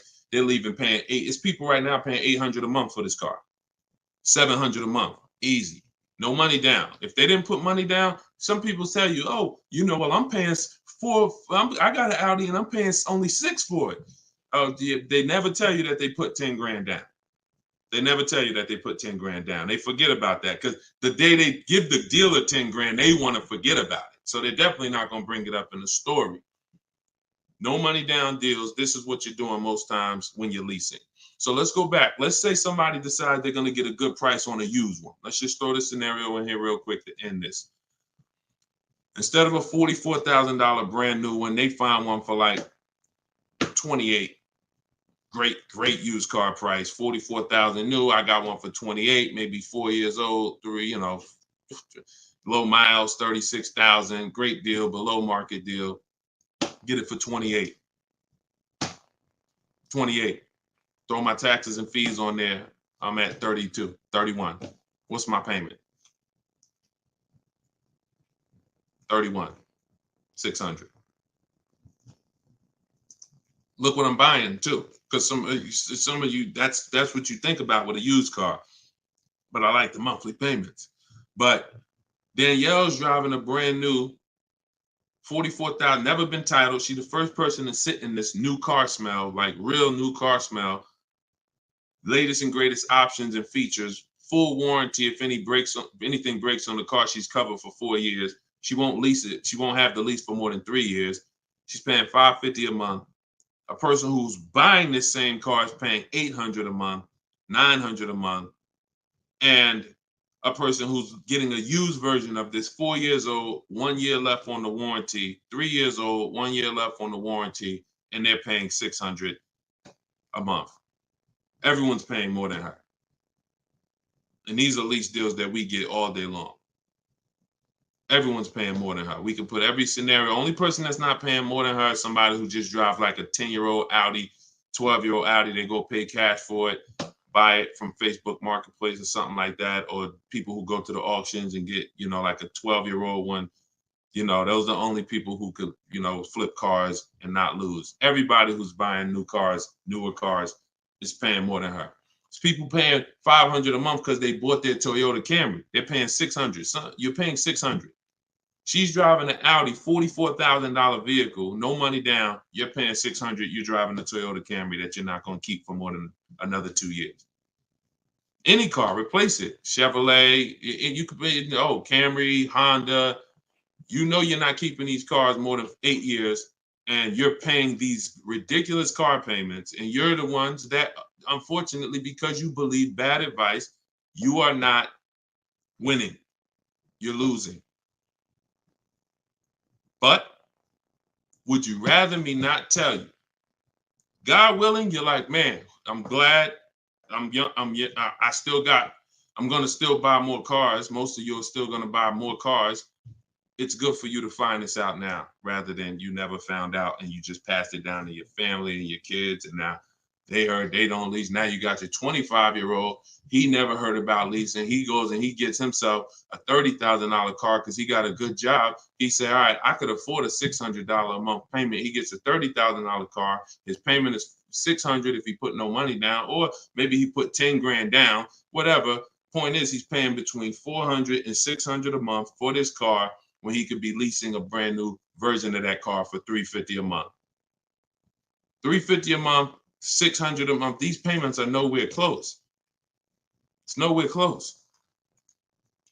Depreciation is the unseen expense. So this is all step one. See what I'm saying? So when you're reading my book, you're going through leasing versions. I got a video on this, by the way. This is in my digital book. I'll link to certain videos to help you guys really understand certain concepts. But this is what we do. This is step one. Leasing versus buying is step one, because I know who was taught, be honest, never lease a car. Type me if you were taught never lease a car. You don't need a down payment, Lisa, and you don't need excellent credit. You need good credit.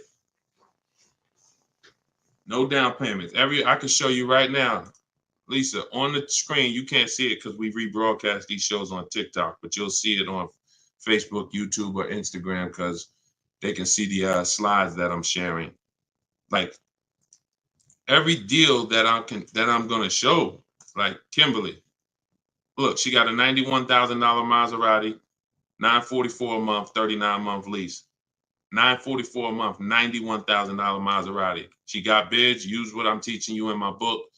She got bids. 7 competitive quotes ranging from 1% to 1.8%. That's a crazy, but she saved 20 grand on a brand new Maserati. No money down lease. Bonita, this was in the middle of the pandemic. When people were, the Kia Telluride was one of, if not the most popular SUV all through the pandemic. People were paying $800 a month, $900 a month, $1,000 a month for these Kia Tellurides. She leased one in December 2022, and she got it for $600 a month, and she gave them $600. That's all she gave them. So, ask questions. It's better to ask questions about things that you may not understand versus making statements. Because when you make statements, sometimes it can mean you're not in a full posture of learning. But I do get that you're dropping. Many of you are this is a game changer for you. This is a game changer. This is a money changer for you. I mean, my goodness, my brother who I met recently over the last year, he's a neighbor of mine, and he's become a close friend. And he had a Kia Telluride, black one, just like her. Totaled it. His wife was in an accident maybe about a month ago and totaled it. And he called me and he said he had saw the 8-year rule, and he said, I'm not keeping these cars 8 years. I'm going to lease this one. He leased a Kia Telluride, and his best offer on the same vehicle he owned was under $500 a month, no money down. It was like $479, $489. He was just paying. Remember, this was a $45,000 Kia Telluride he had. His payment on that car was probably $800-900 a month. So that's his wife totaling that car ended up being a blessing. Got him out of that car. He got the lease. He got the same car, brand new one, and he's paying $300 a month less because he has correct deal structure now. This is so important. That's why I call this the most important question in my book. And this is step one in my process, is you ask yourself the most important question. So I'm gonna put the banner back up for you guys on Facebook and YouTube. You can actually go to deshonsbook.com. Dolan pinned a comment in the Instagram section, in the Instagram comments. Also in the Facebook and YouTube comments, we've pinned Deshon's book. You can get your copy for 75% off. It's a digital book, so it goes to your email. Make sure you check your spam and your junk folder, but it goes there. You can get it in 3-4 minutes, and you won't pay the normal $97 if you get there before the 30-minute timer goes down. Once the time expires, the price is $97, which is the normal price, and it's worth more than that. It's worth thousands. I wouldn't price it at $97 if it wasn't worth thousands and thousands of dollars. So, but you can get it for 75% off that. You can get it for $24 if you get to my TikTok bio, my Instagram bio before the timer expires. But that's leasing versus buying. That's a quick comparison of leasing versus buying and how there's no way to get a great deal if you buy when you should have leased. No way. So some of you are going to be like, oh, well, I want to transition because I want to get out of my car that I'm financing and move to a lease. You should do that as soon as it makes financial sense. And that means sometimes you have too much negative equity. You can't move right now. So you may have to wait a year or 2 years before you can actually move over. I like that question M asked on YouTube just now. Do you value owning cars without payments? Can you throw that one up, M? Can you throw that one up, Dolan? Who was taught always pay cash for cars? Who was taught, type a $sign if you've heard or you were taught that you should always pay cash for cars.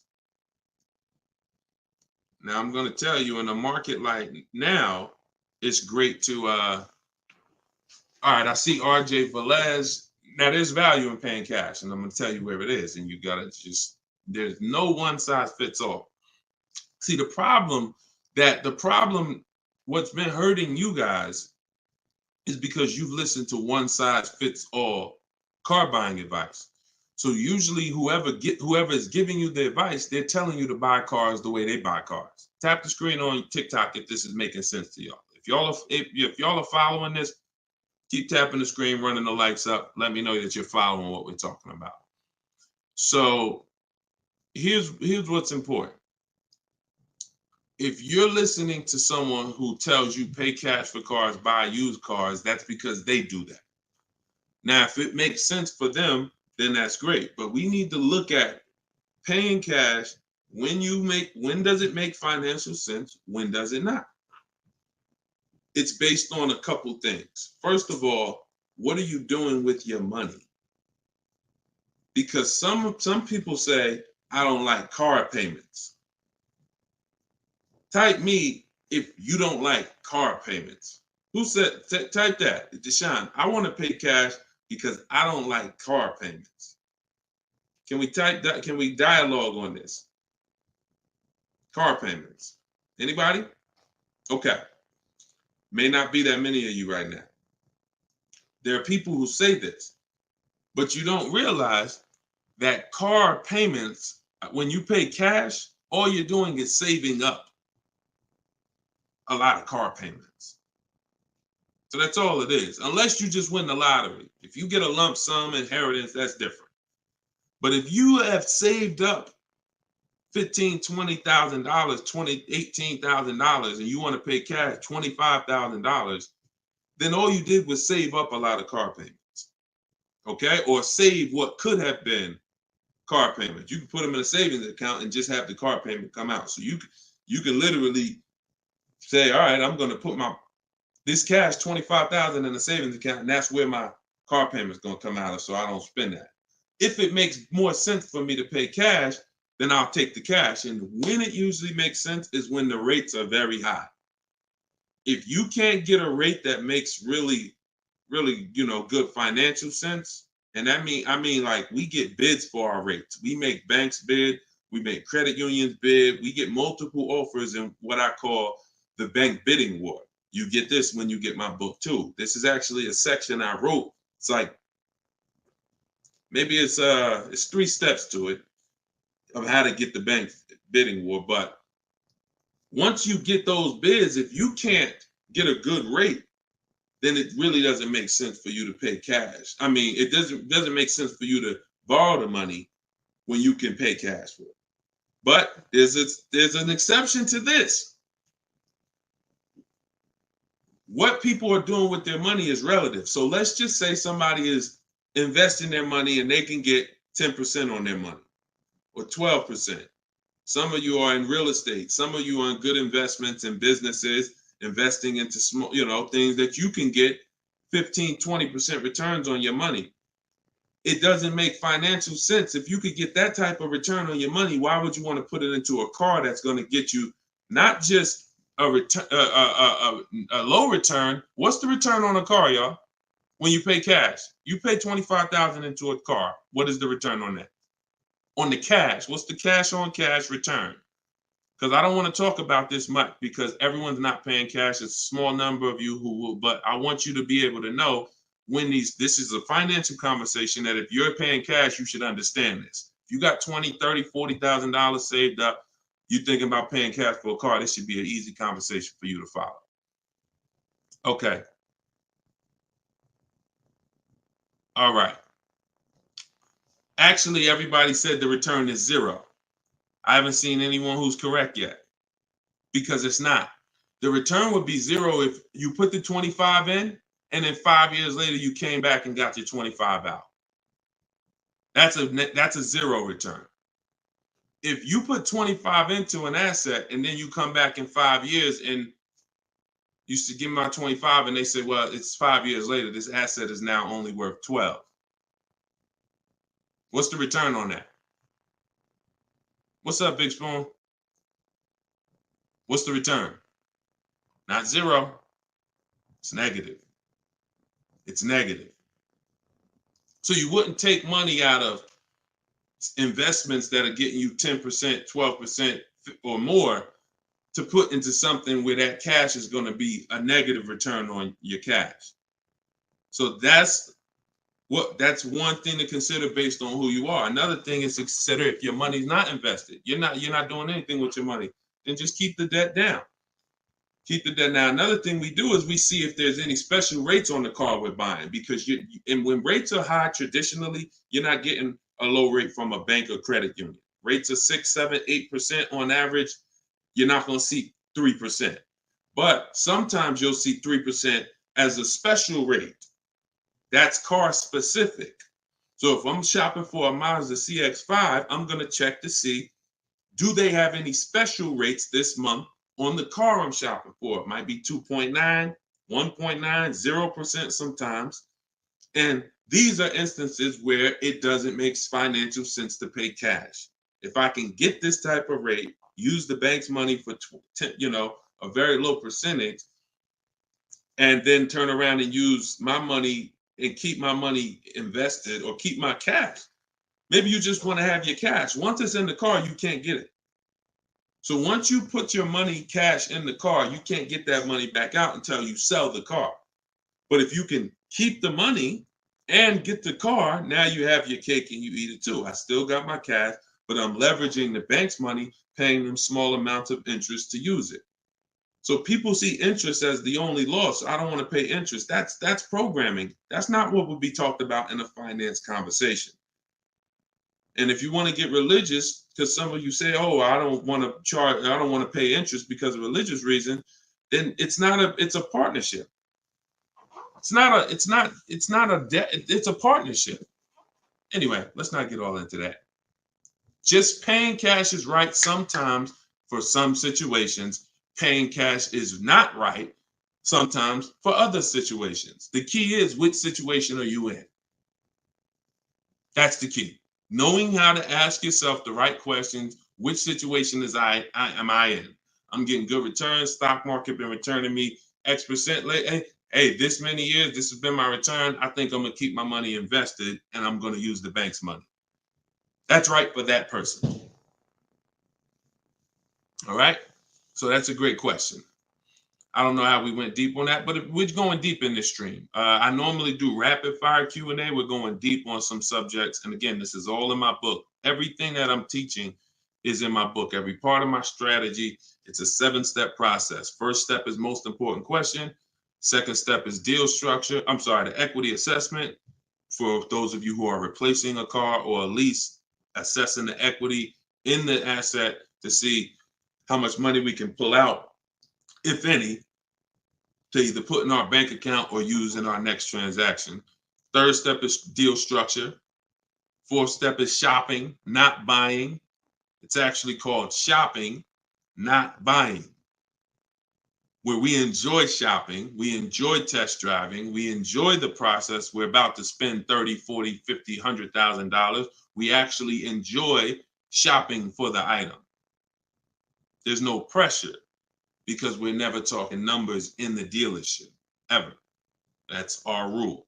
Step 5 is multiple offers. So once we've selected what we're going to be getting, it's time to get multiple offers on it.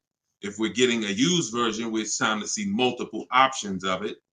And if in step 5 in my process, used car shopping is online marketplaces.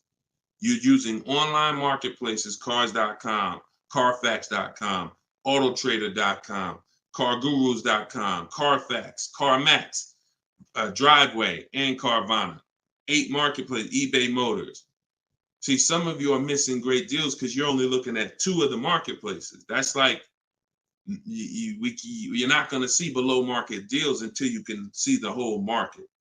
So when we're shopping for used cars, that's what we do. When we're shopping for new cars, we use my 25 to 5, where your goal is to get 5 offers. If you are shopping for a new car or a lease, your goal must be to get 5 offers, because until you get at least 5, you are not going to get a below market deal. Because we have thousands of people who have come before you who have used this, and they report to me, they report their deals to me. So when I can tell you the deals we see, we have to get at least 5 offers, because 4 are overpriced. Some people get 6, 7 offers. You saw Charles earlier on his Palisade. I think he said he got 10 offers. But once you learn how to get them from home, either you could do it your way, you want to call and get them, you want to call, ask for managers to get them. I don't care what you do. If you're using my process, we don't do any talking. So when you're using my book, we're not talking. Because when you talk, who knows, when you talk, you can say the wrong thing. When you type, and then you're typing what I wrote for you. Because in my book, you're using what I wrote for you to talk to the dealers by email. So I can't even say talk to the dealers, to communicate by email, because we know everything they're going to say. So then the step 6 is paperwork and protection. Once you get your lowest offer, you find the best option. It's time for the paperwork. And then step 7 is delivery. That's it. So everything that I teach is out of one of those 7 steps. And, part of why you have not gotten the deals that you see me sharing is because you don't have any process. You're just winging it. You're just hoping things go well for you. And that's just not a place of empowerment. That's just not a place of empowerment. Strategy is here. So, so we went deep on some of what's in that book and what you'll learn if you get it in the comment section, or you can get it in my TikTok or Instagram bio. If you're watching us on TV, you can also scan that QR code with your phone.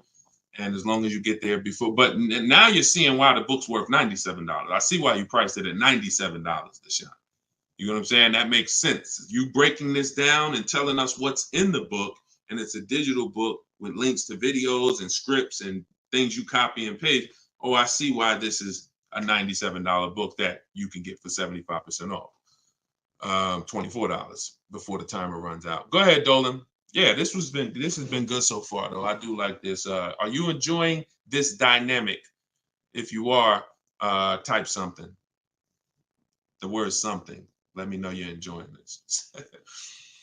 All right, this is from TikTok. I'm told lease deals are new each month. Yep, they usually are. Why shop if brand has same financing deal?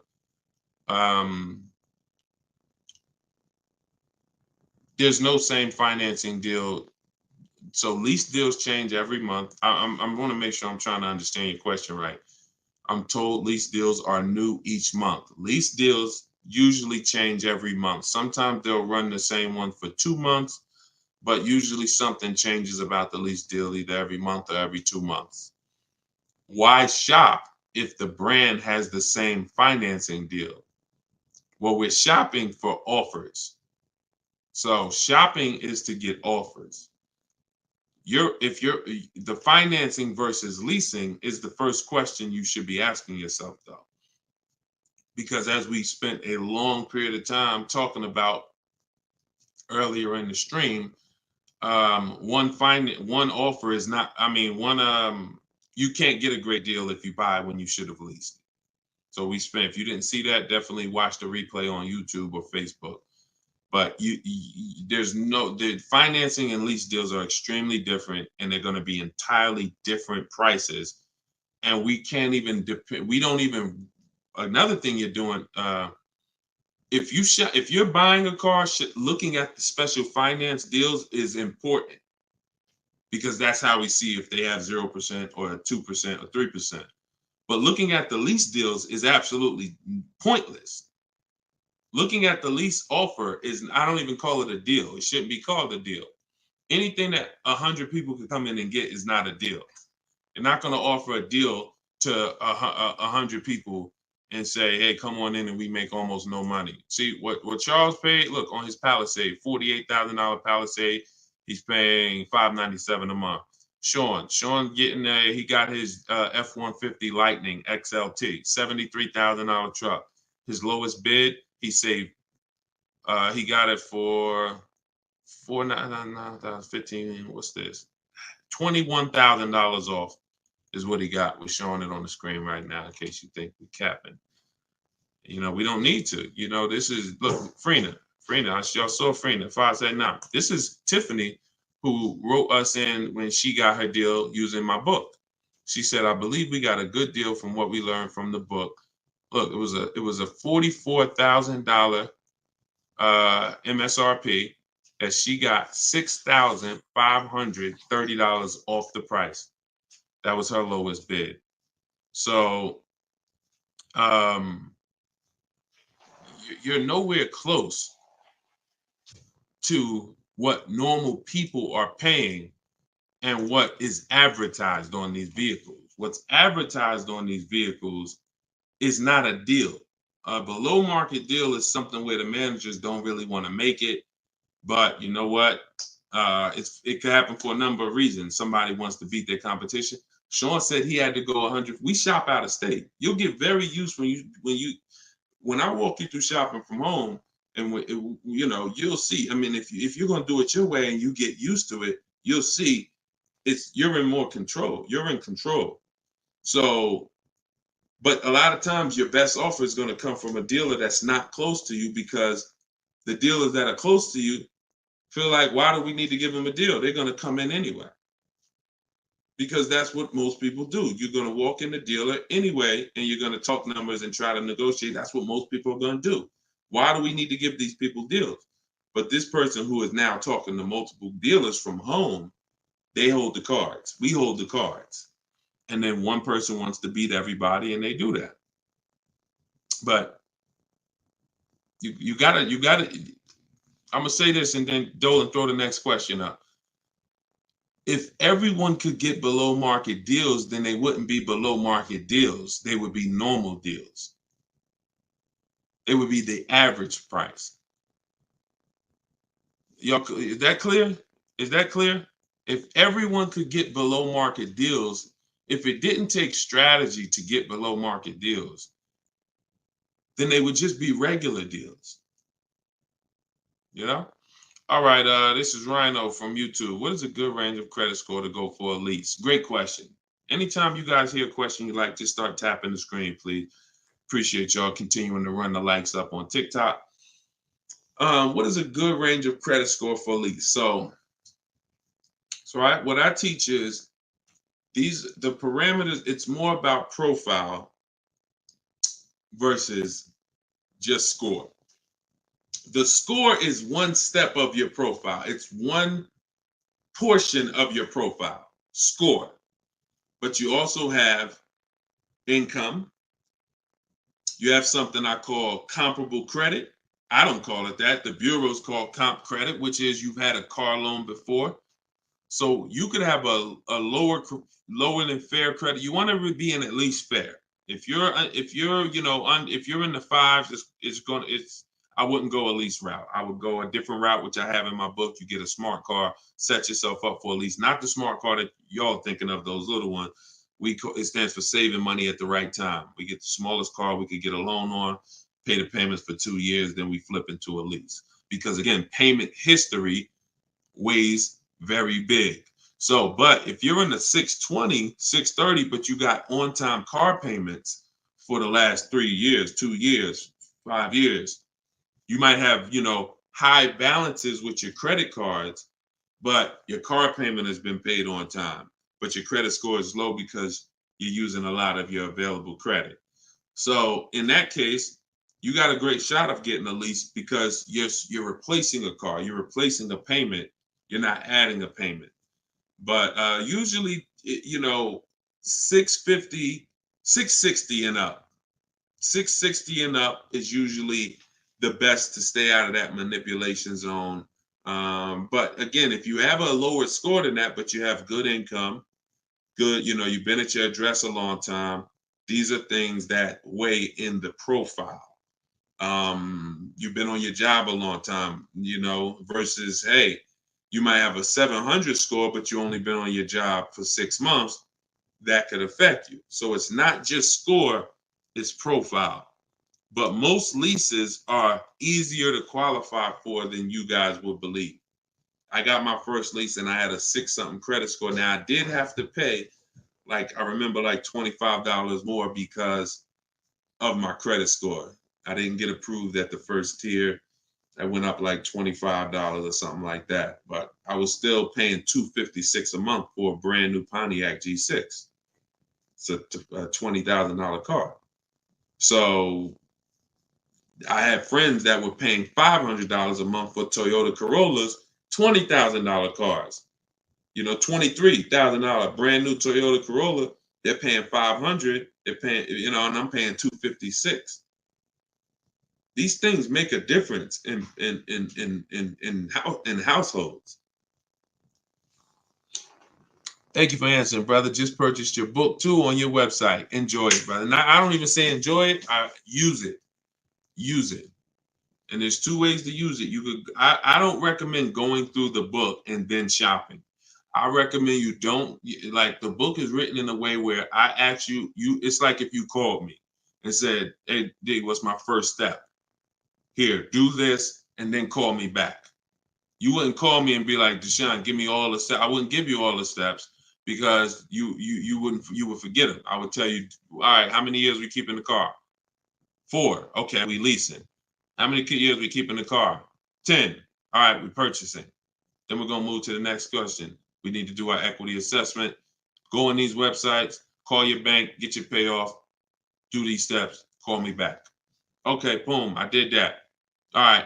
So once you put those things in an order, you'll see that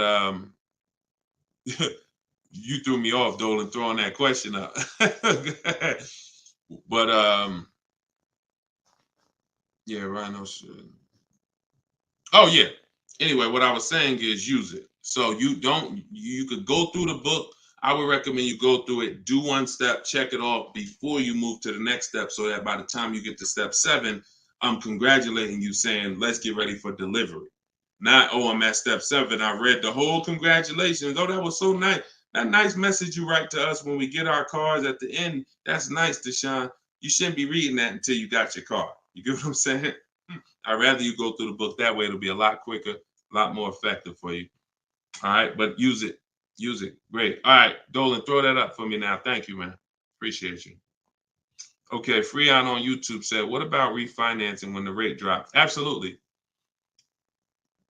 If I'm buying a car and I'm paying a high rate, what is considered a high rate, 7-8%, depending on the gun. Now, there are times where rates are high. That's the best offer you could get.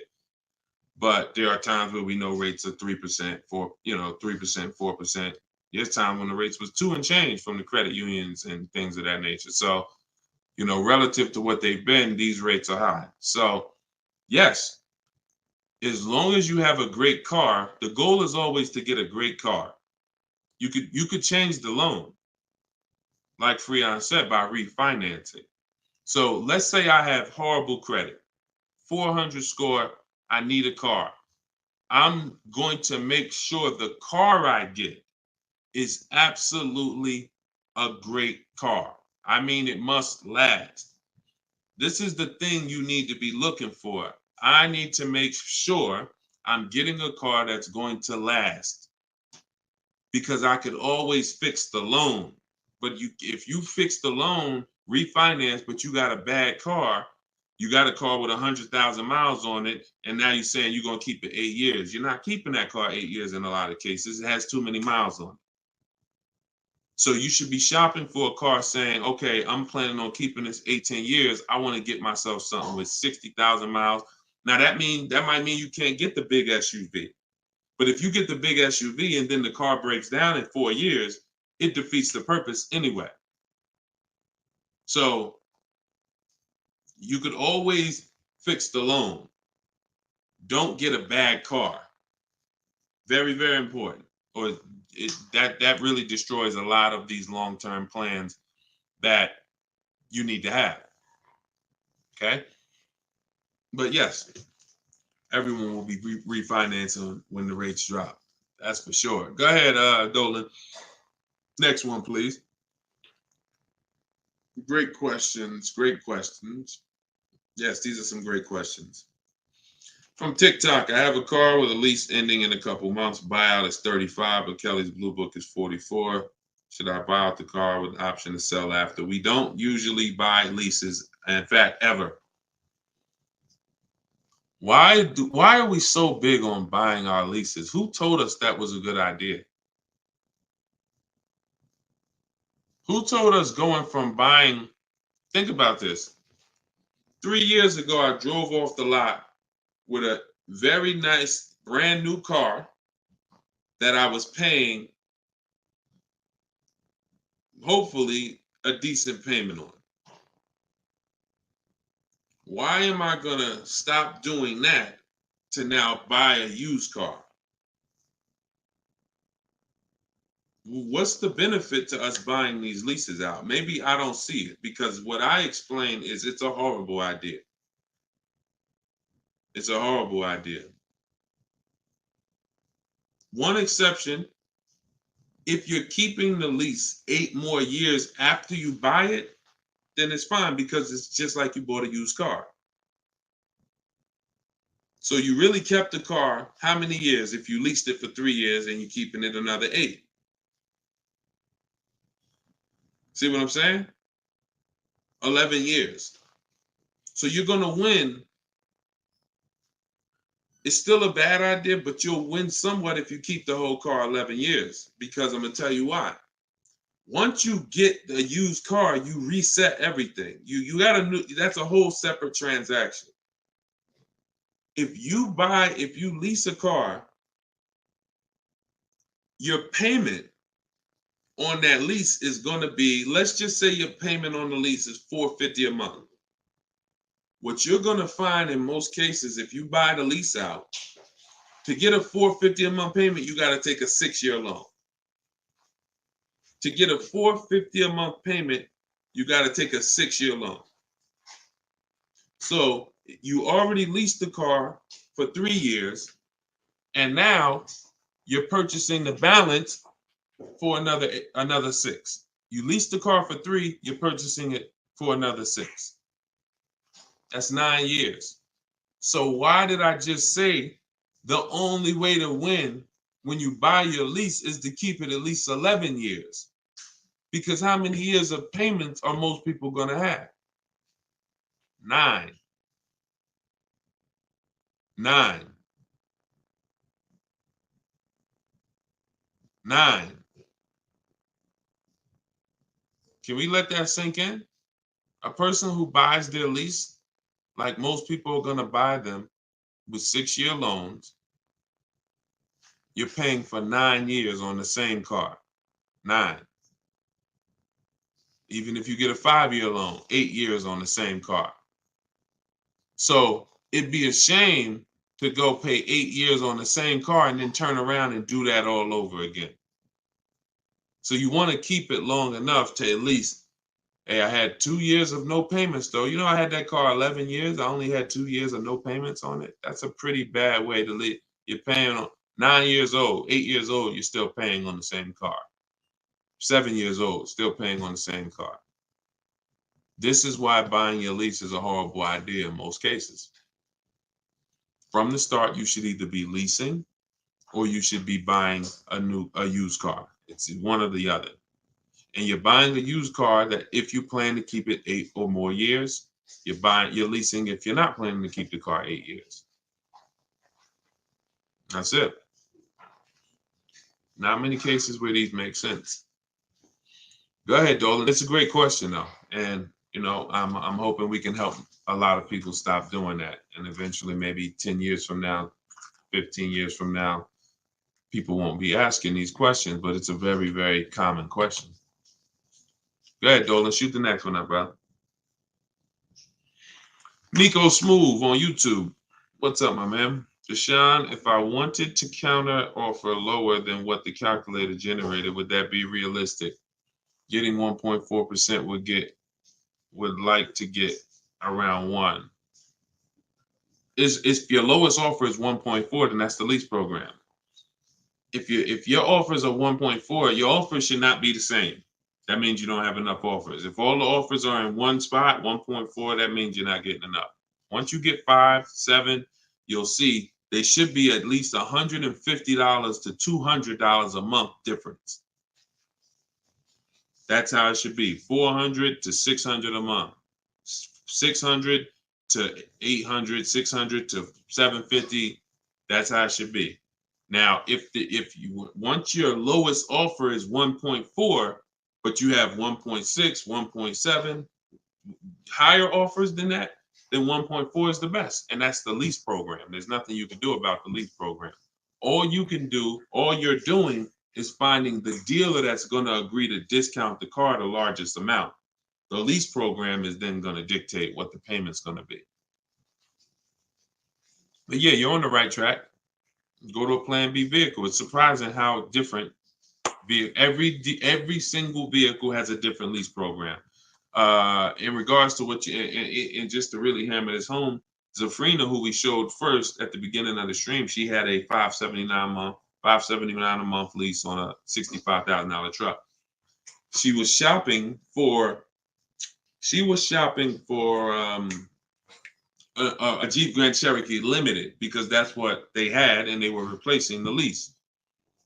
So she gets a 1.1 and change. It was like under 1.2, like 1.19 or something like that. That was her best offer on a Jeep Grand Cherokee Limited. That's a great lease. That's a great deal. 600. That's a great lease deal. Probably a $450 payment on a $40,000. Great lease deal. But she said this guy is saying that he thinks he might be able to do better on a hybrid Jeep Grand Cherokee Limited. He said he could probably get me below the 1%. I said, okay, you need to get 5 more offers at least. Because what if he's saying he could do better on that version, that means that version has a better lease program, which means you need to get your 5 offers again. She called me 48 hours later. Well, she posted in our group saying that she had gotten that $579 a month, which was a 0.88% lease. So that's not only is every vehicle have a different lease program, every trim level has a different lease program. Almost trim levels can have different lease programs attached to them. In many cases, they do. All right, great question though. You could also wait it out, Nico, if you have a little more time and see what the programs are next month. Go ahead, Dolan. You can shoot the next one up. Can you lease a car if you have a bankruptcy? Sure, but you need to rebuild your credit. You need to get your, if you start in blank, I know people that have had a bankruptcy, got a discharge, and they are at a 700 score in like a year. So I will be following Shonda Martin. I recommend her to everybody. She has great strategies on credit. She does a lot of live streams like me, and she has great strategies. So I think she's on every platform. Yeah, she's on every platform that we're on. So Shonda Martin. But yeah, get yourself up to like a 680, which is not hard to do because you're starting fresh. Many times a Chevy or Ford, a Honda, Hyundai, Mazda, Subaru, these leases don't need you to be incredible. If you have a good job, long history on your job, and a 680 score, you're going to get most of these leases. These are not like luxury leases to the point where they're snooty. All right, go ahead, Dolan. Genesis on YouTube. So how can you lease out of state with the current lease looking to trade in? But I heard Deshone say out of state lease deals are good. Well, if it's the best offer, you go as far as you need to go to get 5 offers. In my book, we use my 25 to 5 strategy, where you're connecting with 25 dealers online in 20 minutes. We go to their websites using the contact tab, and then you have a template of mine that you copy and paste. If you're going to do it your way, you're just writing in, all the details of what you want, when your deadline is, what options you're looking for, what you're over. This is all stuff I walk you through in the book. What you're looking for. Really, it's about the car. You're not saying, hey, I'm looking for a lease quote, I'm looking for a purchase quote. We need to find out who even has a car before we start talking about money. But then the goal is that you got to get at least 5 offers. You got to get at least, and you have to do the equity assessment to see if there's any equity in your current lease. You don't want to return that, and you don't even know if there's any equity in that lease. And the only way you know that is the offers you get are higher than the payoff. It's very simple. Equity is offers, cash offers from CarMax, Driveway, Kelly's Blue Book, instant cash offer, not Blue Book, the website, instant cash offer, Kelly's Blue Book, Auto Nation, sell my car, Car Guru, sell my car. You have to get these offers, and if those offers are higher than your payoff, then you have equity when you sell the car to these people. If you have a third-party restriction, you can't sell the car directly to them. You got to sell to a local dealership. You got to get bids from a local dealership. I teach you how to do that. For those of you who have third-party restrictions, we talk to used car managers to sell our leases. So I've been doing this since 2006. Like, if I wasn't called to build these companies, then I would be. If I wasn't called to build these companies, there's no doubt I would be selling cars, making $200,000, $300,000, $400,000 a year. There's no doubt about it. But that's not the path God had for me. So what I'm telling you is based on me understanding 99.9% of the car buying of the industry inside and out, and giving you the way to actually stay in control, call the shots, have the business come to you, have the banks come to you, have the cash offers come to you, and then you're just simply picking the best ones as they come to you. So this is all in my book, Cars from Home, 7 Steps to Saving Time, Money, and Avoiding Dealerships. It's a digital book. You can get your copy for 75% off in my TikTok bio, in my Instagram bio, or we have a comment pin. Dolan, can you post the comment for everybody again on Facebook and YouTube? Just copy and paste that comment for everybody. And also we'll put a banner up on the screen for those of you who are watching us on television. You can scan this banner with your phone, and it'll take you to the 75% off page. So you'll only pay $24. You won't pay the normal price of $97. But that offers for 30 minutes. Once the timer does expire, $97 is your price to get it, which is still a great price. I'm sure everybody who spent time with us today can see why $97 is going to save you probably tens of thousands of dollars, depending on how many cars you get. Sean saved 20 grand on his first car. So for those of you who want to attend my free masterclass, Everything You're Doing Wrong, Buying, Selling, and Leasing Cars, you can attend that in my bio. We'll also put another comment for those of you who want to attend that. That's about an hour-long class, and I'm teaching very specific. You'll need a notepad for that. That's not just Q&A, although we do Q&A after. So you guys can go watch that, and so we'll put, and that's also in my Instagram and my TikTok bio. So the information's available, y'all. That's the whole point. There's no excuse. Everything that we talked about today is really financial awareness, financial literacy that you have not learned. You haven't heard of it before, but this has been around. We've been doing this for 3 years. Over 2,000 people have come before you. We have over 6,000 people that have this book now. So this ship has sailed. This car buying from home, you're late to the show now. And you can't afford to go buy another car the old way and think you're getting a good deal. You can't afford to do that. I mean, money is very hard to come by for some people, and you need to, I don't care who you are, you should take it seriously. So this is why we're here. And so you can get it from my free videos, from these Q&As, in my book, in my masterclass. I don't care how you get it. You want to join me in Maps Academy and have me coach you through your car buying. I don't care how you get it. Just make sure you get it. Get in where you fit it. All right. So that was episode 17. All right. We'll see you on episode 18. God bless y'all.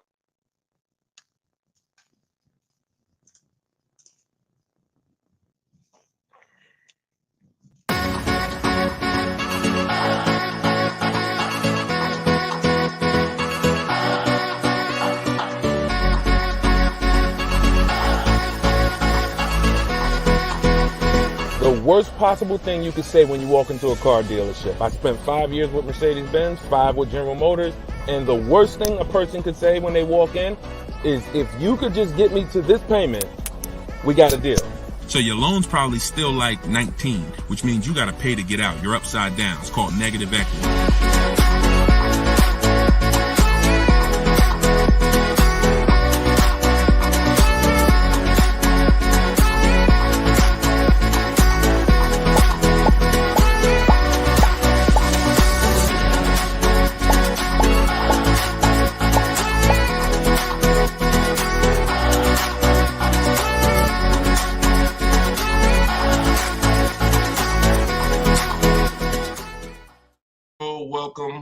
Welcome. This is episode 17 of Car Shopping Questions and Answers. I am your host, Deshone the Auto Advisor, and we do these live shows throughout the day, throughout the week, to make sure that you have access to cutting edge car shopping strategy, which is the science of making dealers and banks bid for your business instead of negotiating the old-fashioned way. So that is what we do here. Frankie boy, good to see you, Frankie boy, on TikTok. Kev, I see you on TikTok. We are live on all 4 platforms: TikTok, Instagram, YouTube, and Facebook. We have Dolan in the background. He's going to be pulling in your questions for the show. So as you're here, you can start typing your questions. Let's get the housekeeping out of the way as well. Could everybody who shares great information hit the share button? Also, I'm the author of the new digital book, Cars from Home. It's called Car Shop. It's a 7-step system that we use to car shop, and we get bids from home. Everybody that you're going to hear me talking about today, I'll be sharing a lot of different people throughout the broadcast that use this system, so that you can see the different results that you will get when you start learning to make dealers bid for your business instead of negotiating the old-fashioned way. So thank you to everyone who has reviewed the book. Again, this is our Thursday, 12 p.m. live. It's May 9th, so you guys can start typing your questions if you are here with us live. And for all of you who do want your copy of my new book, Cars from Home, 7 Steps to Saving Time, Money, and Avoiding Dealers, we have a link in the comment section on Facebook for you guys. We also have a link inside my TikTok bio, inside my Instagram bio, that you guys can use to get your 75% off your copy. So you won't pay the $97 price. You'll pay $24, but it's only for 30 minutes. So once the 30-minute timer is up, the price is $97, and it's a great price. So all of these people you'll be hearing throughout the show have used the strategies that are in this book to save thousands and thousands of dollars from home. And that's where I'd like you to be as well. So, Dolan, as you get the first questions coming in, feel free to throw them up, and we'll get right to it, y'all. Let's go. Whenever you don't see the banner above me, you know we're actually live. When you see the banner, that means we're rebroadcasting, because we do rebroadcast this show throughout the day. But whenever you don't see the banner, that means we are absolutely live. Okay, so start typing your questions. Type them fast, and we'll get to it. T. Del Mar on Instagram. I'm leasing. Now test drive. Why do I ask for an older salesperson? Won't any salesperson be okay? No, any salesperson will not be okay. Some salespeople will bring you in for a test drive. we talk to people who are experienced in the dealership. So when we talk to them and we ask them, do they have a car that we're coming to see? We know 9 times out of 10, they're going to be honest with us. You get a new kid on the block or a salesperson who doesn't care about this stuff, they'll get there. Who's ever gotten to a dealership, was coming for a test drive, and then the dealership said, oh, that car got sold, or that car is not here anymore by the time you get there? If you've ever had that happen, type me. You set up a test drive, you come in, oh, I was coming to see that car. Oh, it sold like, 2 hours ago. It just sold. See, when you're dealing with experienced salespeople who are honest, exactly, Peaceful Grace on TikTok, you understand. So this is why every step that I teach is important. Even things that you might see, okay, why is he telling us ask for this person? It's because if you don't, you run the risk of running into a salesperson who doesn't care. Oh, you'll get there and just, oh, well, that car sold, but hey, I might have another one. Let's look at some other ones. No, we don't go for that. We don't go for that. Our test drive is strategically set up to try to guarantee a successful test drive where we can be in and out that dealership in 20, no more than 30 minutes and coming home. Okay, let's go. Nothing is left to chance. All right, go ahead, Dola, shoot the next one and keep your questions coming, everybody. We'll try to get through as many as we can.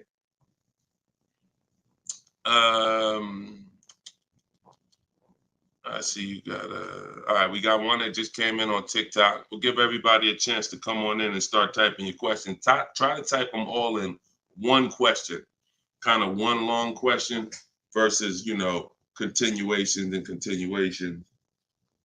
Shaderick Will on TikTok. How do I get out of a finance contract without it being on my credit as a repo?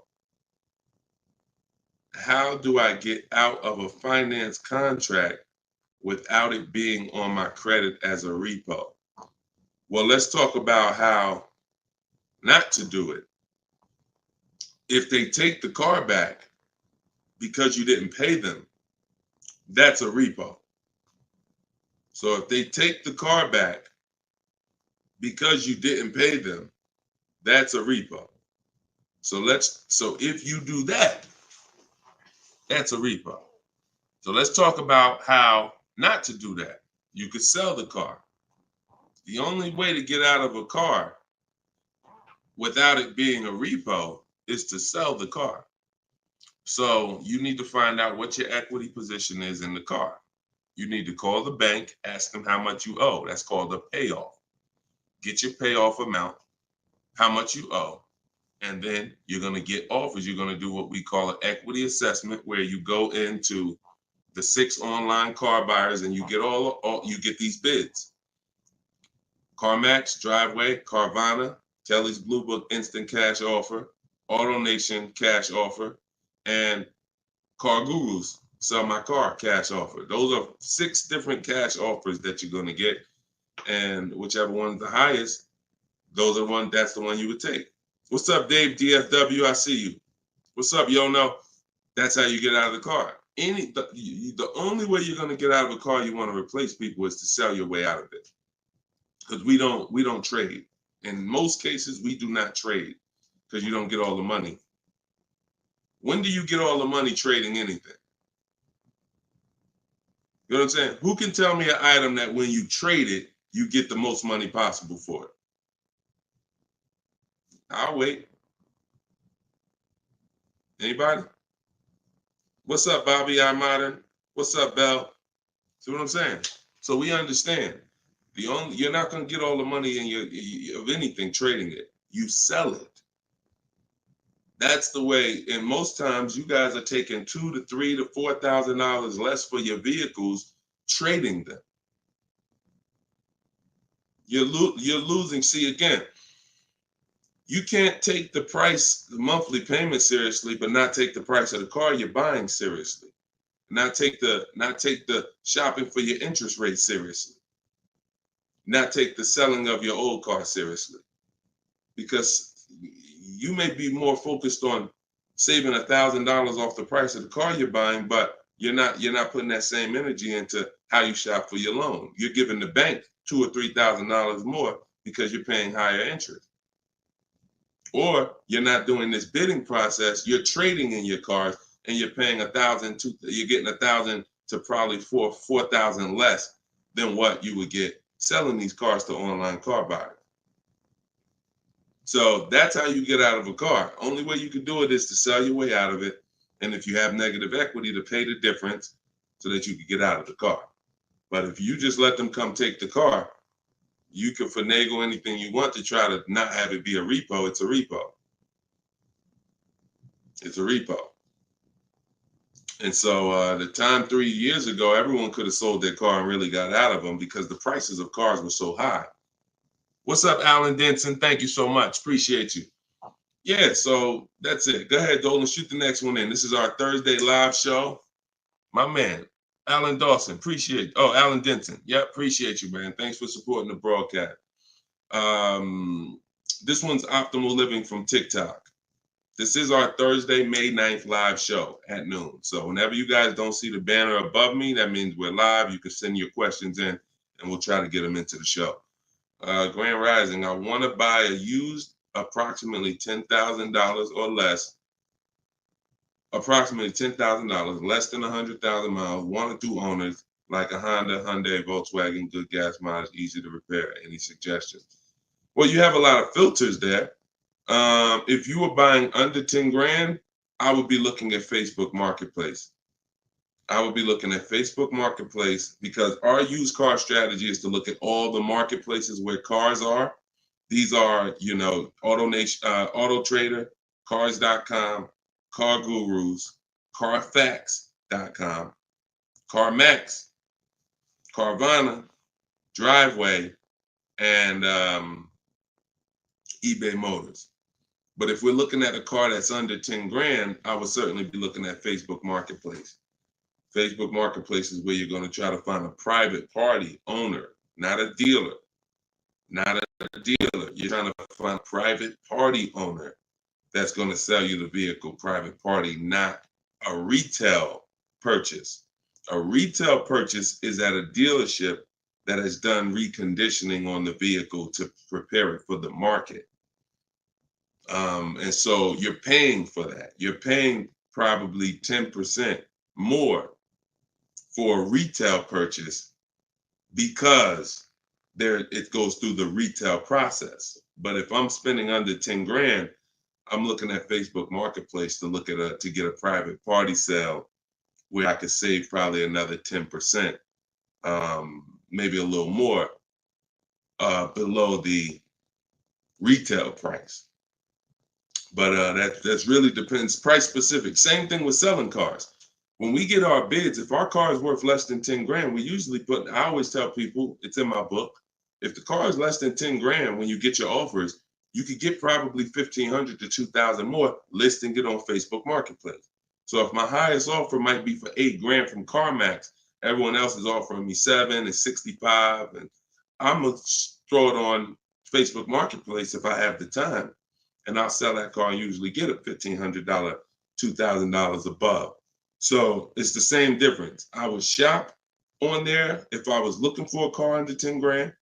I would sell on there if my car was worth under 10 grand. See, when you start going with cars that are worth 15, 20,000, trying to put them on Facebook Marketplace, most of the buyers there need a loan. Most of the buyers on Facebook Marketplace need a loan. So when you get there, they're not going to be, most people don't have 20 grand to bring a private party. That's just most people. So the buying pool is very small for 15 to 20 grand, 30 grand private party. But the buying pool is very big for under 10 grand private party. So you always want to go to where the buyers are, where the best opportunities are. So yeah, that's what I would be doing. Great question, Optimal Living. All right, keep the questions coming, y'all. I see Sharita said, hey, I got the book. I'm stoked. This is great info. Thank you so much, Sharita. Enjoy it, use it. The things that are in my 7-step book, y'all, is everything you're learning right now. So everything that I'm teaching you is out of one of my 7 steps in my car shopping process. My book is called Cars from Home. So it's all designed to teach you the science, walk you through the science step by step of doing 90% of your car purchase from home 90% of your savings are done at home, not in a dealership. The only thing we're doing in a dealership is test driving, is having our car appraised if we have a third-party restriction by a used car manager, and picking up our car if they don't deliver. Those are the only three things we are doing inside a dealership. All the negotiating, the price saving, the shopping the market, the research, the working with the bank, that's all done at home.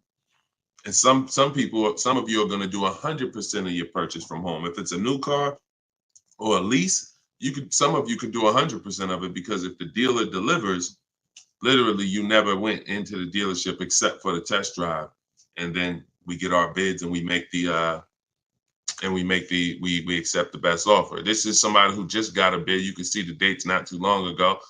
Look, I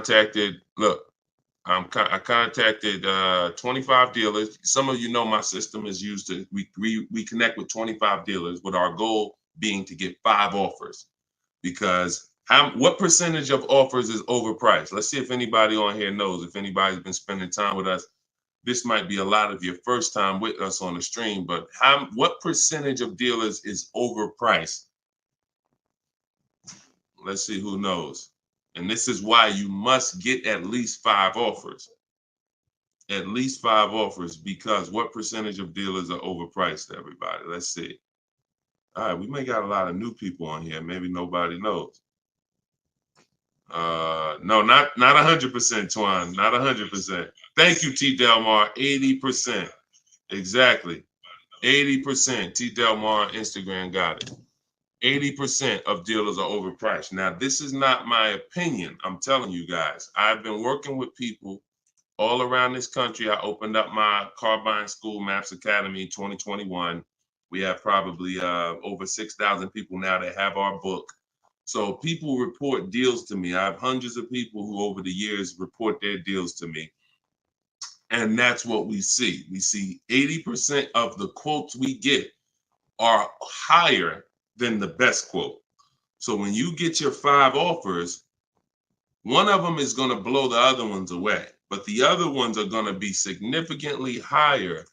And when you look at somebody like this is Teddy. Teddy he said, I received 10 offers. He said, I only use the scripts provided. So in my book are the scripts he's talking about that you copy and paste. This dealer's initial quote came back at 937. Using the counter offer calculator, which you have in my book as well. Using the counter offer calculator, I countered at, I closed on this, wait, hold on, I can't even read. I closed on this 2024 BMW i4. MSRP is $73,855. $73,000. Pay attention to this, y'all.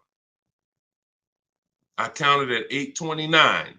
He came back with 856. My highest offer during this process from a different dealer was 1123. My local dealer, there's a lot happening here in this post if y'all pay attention and dissect it. My local dealer came in at 986 and even told me in an email that he didn't think I'd find a better deal out there.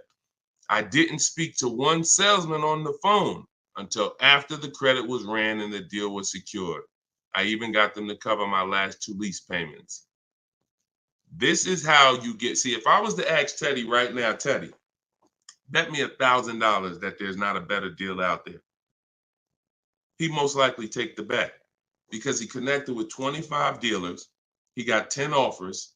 He used it. You can never accept a deal without countering, because we don't know what the bottom is until they say no to the counter, or until they say, no, I can't do that, but I could do this. Now we know they're at the bottom.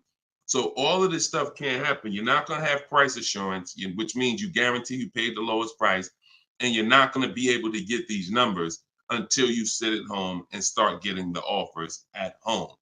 It is impossible to get these types of numbers, this type of confidence, this type of assurance walking into one dealer. Even if you got a good price, there's no way you even know it's a good price until you have enough offers to know this one right here is the best offer. He might have thought his local dealer was making him the best offer at 890.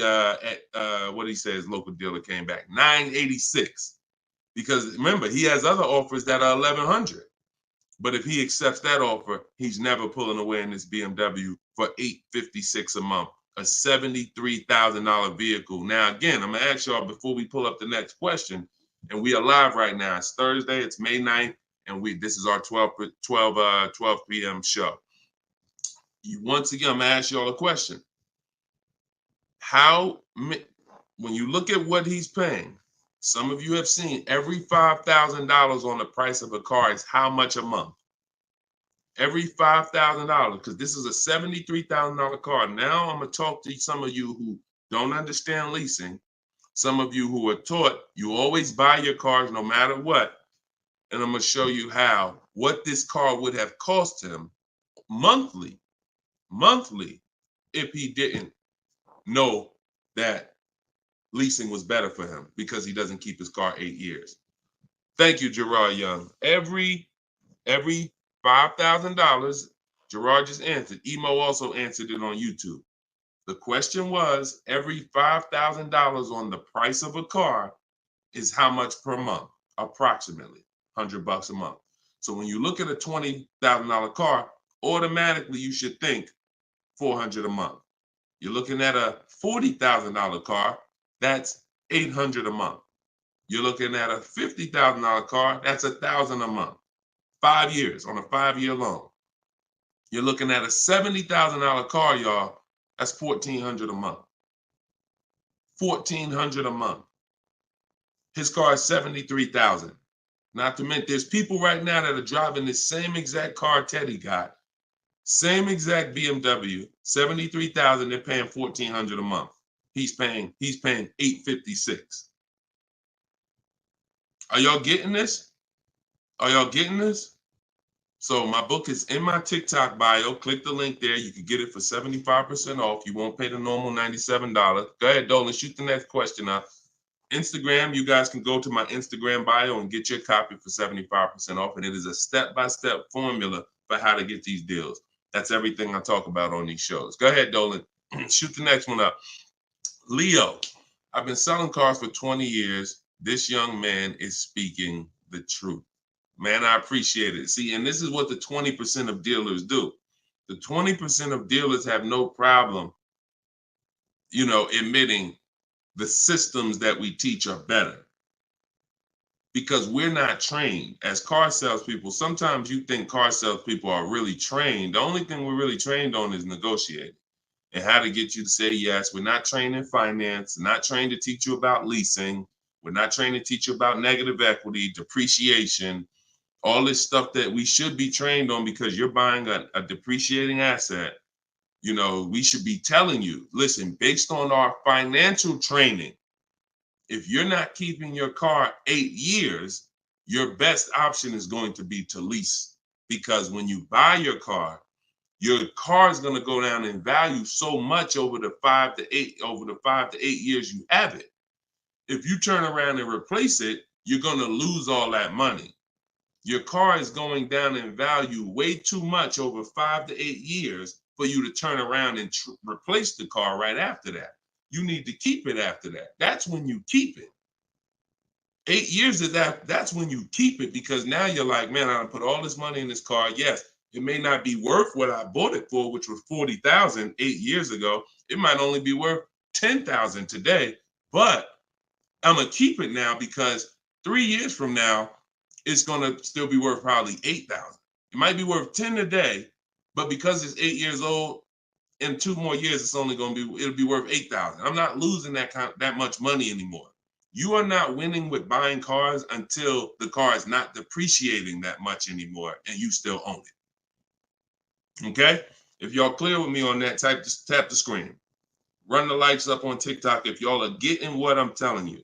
If you're getting what I'm telling you, hit the like button. If you're on Instagram, if you're on YouTube, if you're on Facebook, hit the like button if you're clear on what I'm telling y'all. All right, let's move on to the next question, Dolan. Okay, I like to make sure you guys are actually following the conversation. So you have to actually respond and let me know you're following it when I ask you a question. All right, this one's Glenn over on YouTube. If your car lease is up in 6 months, how do you go about trying to sell your lease? Well, the first thing you're going to do, first of all, this is a great question. Glenn said, how do you sell your lease? Now, step 2 in my process is called the equity assessment. My book is called Cars from Home, 7 Steps to Saving Time, Money, and Avoiding Dealerships. Step 1 is the leasing versus buying question. Step 2 is the equity assessment, which means if you have a car you're replacing, we got to get the most money for it. And that's never going to be with a trade. So we have to see, is there any equity in our lease? Now, we are not assuming this. We are going to do this process and see, because some leases have no equity. Some leases have a good amount of equity.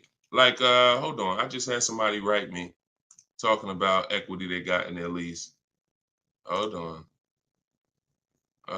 Didn't talk to, I think it was this person. Oh, but I cut off their post. Somebody said they just got $4,000 and I always like to say this. I always like to show this stuff so people understand. You know, we operate with documentation.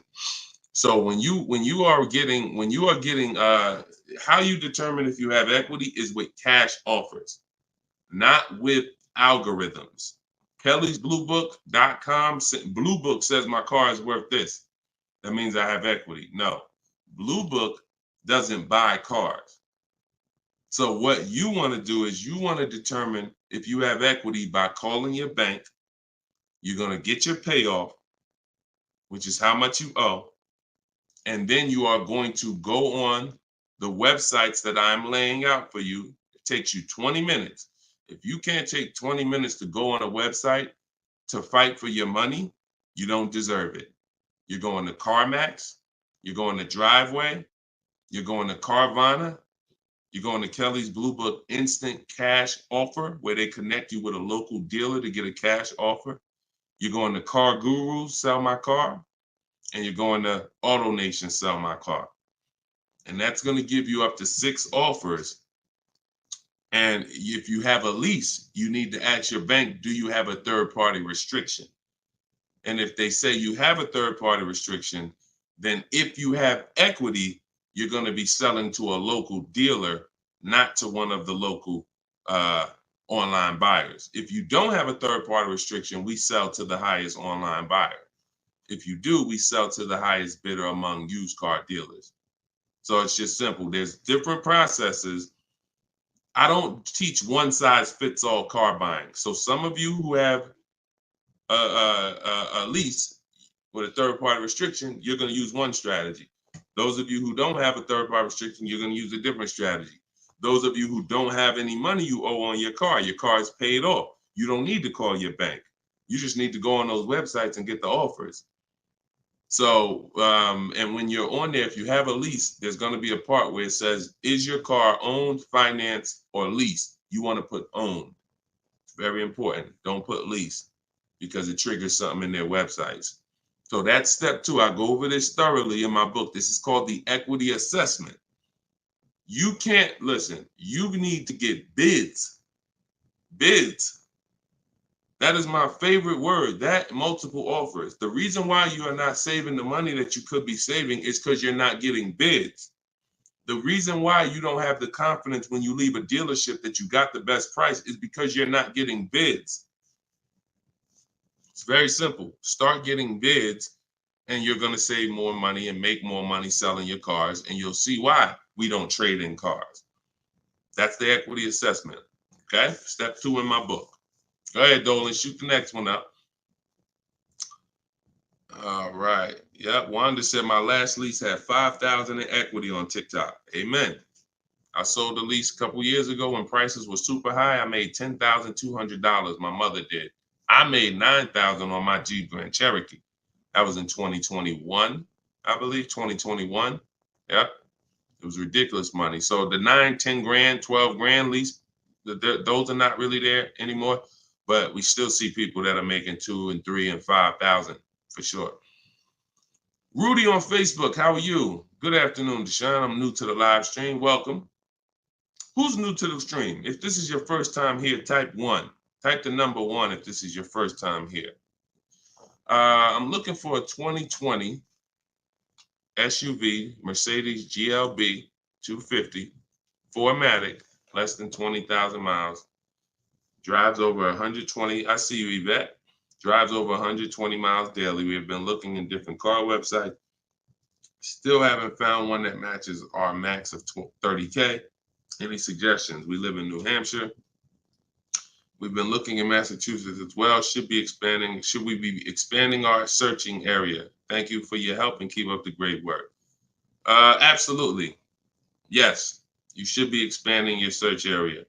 If you're looking for a 3-year-old vehicle with less than 20,000 miles, right now, you got to look at the age of the car. When you're searching for a used car, you got to remember a car comes out the year before the year we're in. So if a car is a 2020, it was released in 2019, most likely, which means you're calculating the age based on then. So if you're looking for a car that was released in 2019, and right now we're in 2025, you're looking at a car that's 6 years old. If you're looking at a car that was released in, 2022, and we're in 2024, then it's 2 years old. So you need to look and say, okay, how old is the car I'm looking for? And then we can look at the mileage. Because if you're looking for a car that's 4 years old, but you're looking for it to be driven 20,000 miles or less, that means you're only looking for a car that has a 5,000 a year average. That's going to be very tough. I like to go with it. I like to look at 10,000 a year, and then I like to go to 12. Now, we're talking about how we expand the search of our used cars, because the whole goal is to expand the search slowly. So if you were looking at the 2020, 20,000 miles, now go up to 30,000 miles. I would go up to 40,000 miles, because 40,000 miles still means it's driven lower than average. Just to show, so average miles is 10 to 12,000 miles a year. If you get a vehicle and it's 4 years old, it's driven 10 to 12,000 miles a year. It has really under 40,000 miles on it. It means it's been driven under 10,000 per year. So you're really looking for the mileage. It's the mileage that I think is really going to limit you. Now you could expand your search wide, like you said. There's many ways to expand it. You could go 100 miles out. You could go 200 miles out. You can go 500 miles out. So but you could also expand the search by lowering the mileage threshold and saying, all right, I'm looking for something that has, under 40,000. If it has 36,000, 38,000, 30, I'm good with looking at those. And I think that's going to give you a lot more options, considering how old the car is and how many miles you're looking for it to have. That's way, way, way, way, way below average driven miles. Way, way, way below. And when you have just, you're looking for a car that's only been driven 5,000 miles per year, you're going to have a harder time doing that than looking for a car that's been driven 10. So once we do that, we're still narrowing it down in other ways. Carfax title history, service records, accident history, verifying there's no fake fees. So we have other narrowing down processes. Then we get the new window sticker to make sure, because you can't know you paid a great price without knowing what the original price was. Who's bought a used car in their life? Type the letter U. Type the letter U, and I'm gonna before Dolan pulls up the next question, I want to make a point here to how just not having strategy, you guys are missing the things that you should be using to determine if you're getting deals. Yvette, I see you. Okay. Richard on Instagram, I see you. Leslie on TikTok, I see you. Alex, I see you. Derek, I see you. Harold, I see you. Kathy, I see you. Okay, so let me show you something. When I was buying my Infinity truck, all of the trucks we were looking at were white. All of them were priced between 30 and 32,000 as a used vehicle. 30 and 32,000. So if I narrowed it down, the top four I was looking at, they were all white, black inside, between 30, 32,000 price. Similar miles, one may have 26,000 miles, but the highest one has 36 similar miles. So I'm narrowed this down. Now, this is where many of you you don't have the information to make the right decision, because the determining factor of which vehicle I chose was based on the brand new price. I'm gonna tell you exactly how this went. Once I got the brand new price, I got the brand new window sticker on all of these cars, I was able to see that one of the cars brand new was 46,000. One of the cars brand new was 48,000. One of the cars brand new was 52,000. And one of the cars brand new, which is the one I ended up getting, was 54,500.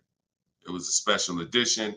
It has all of these features on it, has all these packages. It has different rims. It has all these different things. Now, if I would have picked the other ones, because the asking price was lower, I would have made a horrible decision.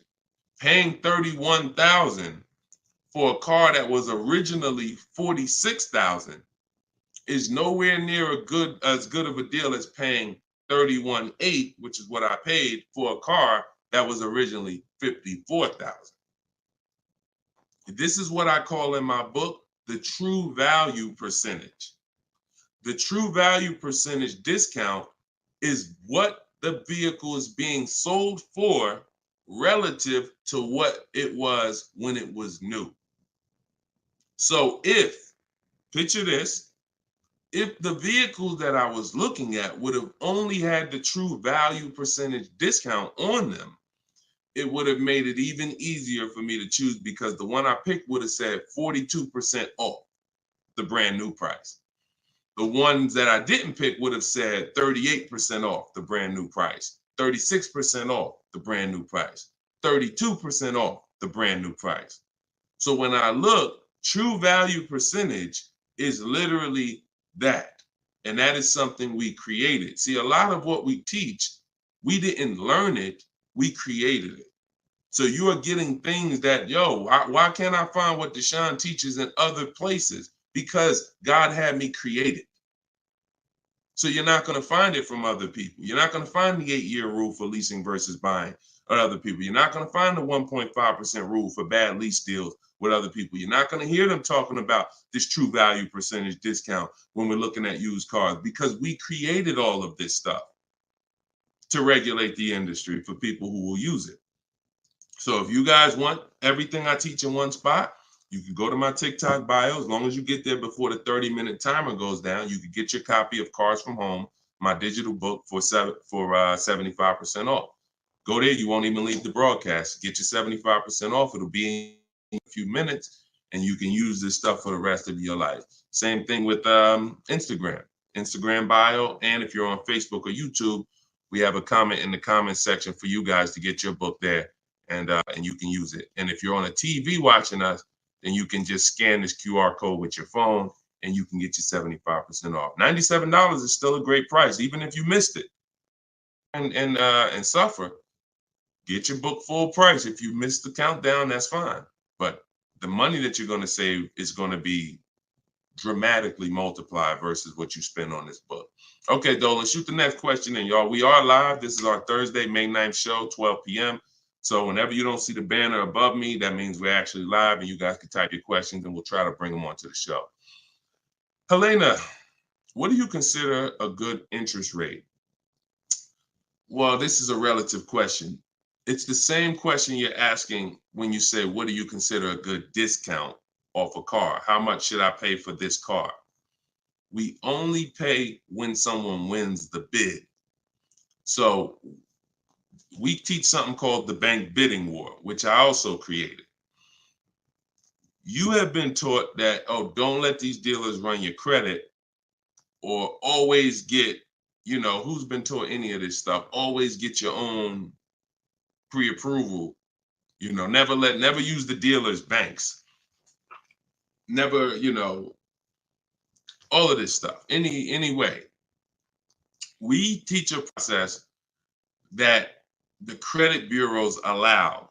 The credit bureaus allow us to have an unlimited number of banks and credit unions run our credit with a hard pull, as long as it's within a certain period of time. As long as it's within a certain period of time, when that time expires, they are going to have that weigh on our credit as one hard inquiry in terms of how it affects our score. See, normally when you have a bank run your credit with a hard and then another one, and then another one, each hard inquiry affects your credit. But when you do it the way it was meant to be done, and using the bank bidding war, if one hard inquiry would have dropped your credit 10 points, 20 of these hard inquiries is going to drop your credit the same 10 points. So the way it's done is there's 3 rounds to it. There's 3 rounds. This is for people that are financing. Again, those of you who are paying cash, this doesn't matter. Those of you who are leasing a vehicle, this doesn't matter. That's why having access to car buying advice that's not one size fits all is what you need. Because typically, if you only pay cash for cars and get used cars, that's what you're going to teach people.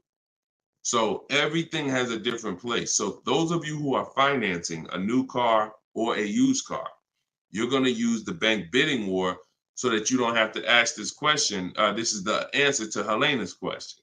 How do you know? What do you consider a good interest rate? It's who wins the bid. So there's 3 rounds to it. The first thing we're going to do is see, are there any special interest rates on the car we're shopping for?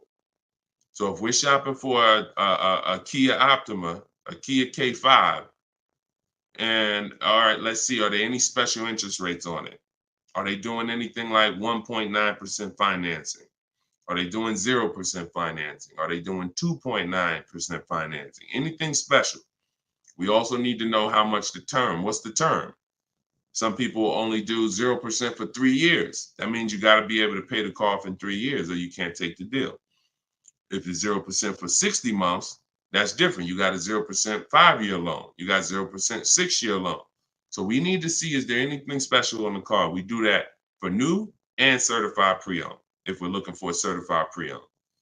Now, if we find something, sometimes that could prevent us from even needing to do any other interest rate shopping. If they're doing 1.99 for 60 months, you're not going to find better than that.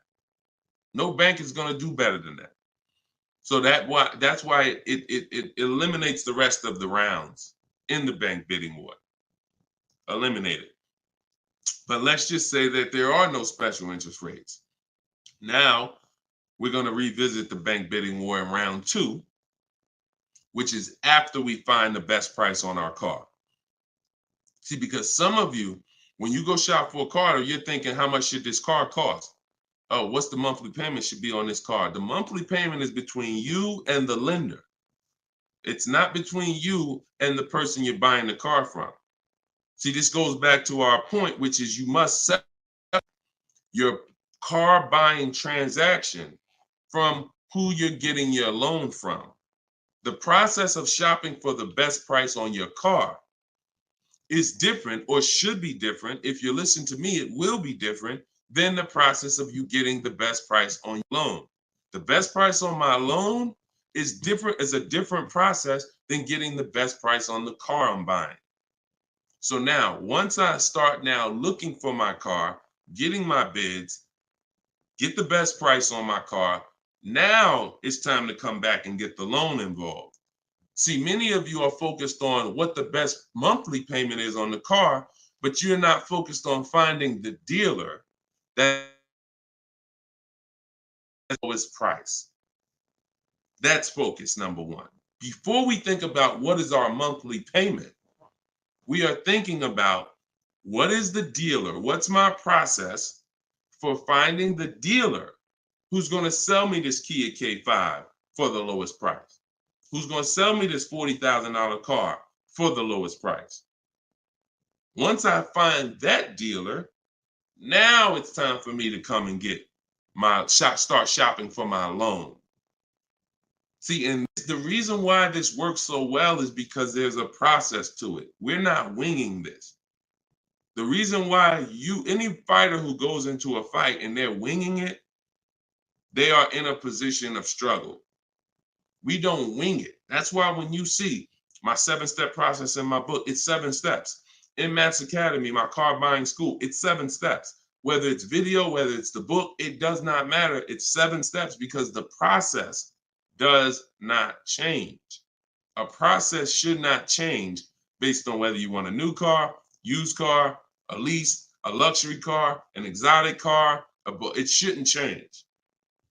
So once you find the best price on the item, now you're coming home and you are going to now contact online banks, your bank, your credit union, and you're going to get all their offers. This is round 2 of the bank bidding war. Round 1 is any special interest rates on the car. No? All right. Then we go find the best offer on our car. Now we're going to start round 2, which is our bank, our credit union, online lenders, all submitting bids for our rate. Round 3, once that's done, round 3 is we call the dealer who we have the car on hold with, and we tell them the best rate we got, and we give them a chance to see if they can beat it. That's round 3, because the dealers have another 5 to 7 to sometimes 10 banks. So see if they can beat it. So now you have 3 rounds of individuals competing for your interest, for your loan, to give you a loan. 3 rounds. First is the special rates. Second is you, your bank, your credit union, online banks. Third is the dealer's banks. And so when you leave, you already know I got the best interest rate. I guarantee it because I had 15, 20 people competing for my bank, for my loan. And that if you do that correctly, you are going to see that it weighs on your credit at the end as the same as one hard inquiry. That is what the bank bidding war. When you get my book, I email you a copy of the bank bidding war with it because I haven't merged the bank bidding war into my book yet. That's an update. Yes, that's an update. So all of you who had the book prior, when I update the book, you get the new book. You get the new book. That's another reason why having a digital book is the best way to do this. Because when things change in this game, when websites change, people go out of business, I update the book so that things can stay fresh. That's a beautiful thing about having a digital book. So the banner is on the screen. You guys can go to deshonesbook.com on Facebook or YouTube. You can scan the QR code with your phone because everyone can get your copy for 75% off. You won't pay the normal $97 as long as you get to either my TikTok bio or my Instagram bio before the 30 minutes is up. Okay, that's a great question, though. And what we're doing is we're going a little deeper. I've had tons of shows. We've done tons of streams where I was doing these rapid fire answers. This is episode 17. So what you're going, or 18. So what you're going to see is we're going a little deeper on certain topics as we're led to. So go ahead, Dolan. Next question. 5 though. No, I'm not streaming on Twitch, Matt. Only on Facebook, YouTube, Instagram, and TikTok. This is Lauren over on YouTube. Used your system just last week to lease a new car and got a 2024 Tiguan, great, at 1.1% after getting 6 bids. Now you talking, Lauren. It was the most enjoyable car buying process I've ever had. Thank you. Do we see what let me screenshot this here. This is what we're talking about, Lauren. This is what I am talking about. See, Lauren didn't know me. See, here's how different information changes things. Lauren was just like y'all about a month ago.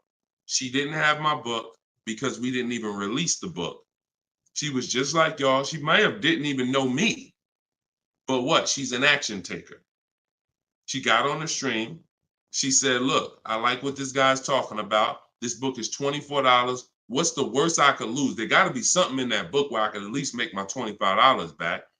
Or even if I paid $97, got to be some tip, one tip in here got to be able to make me at least $100 back.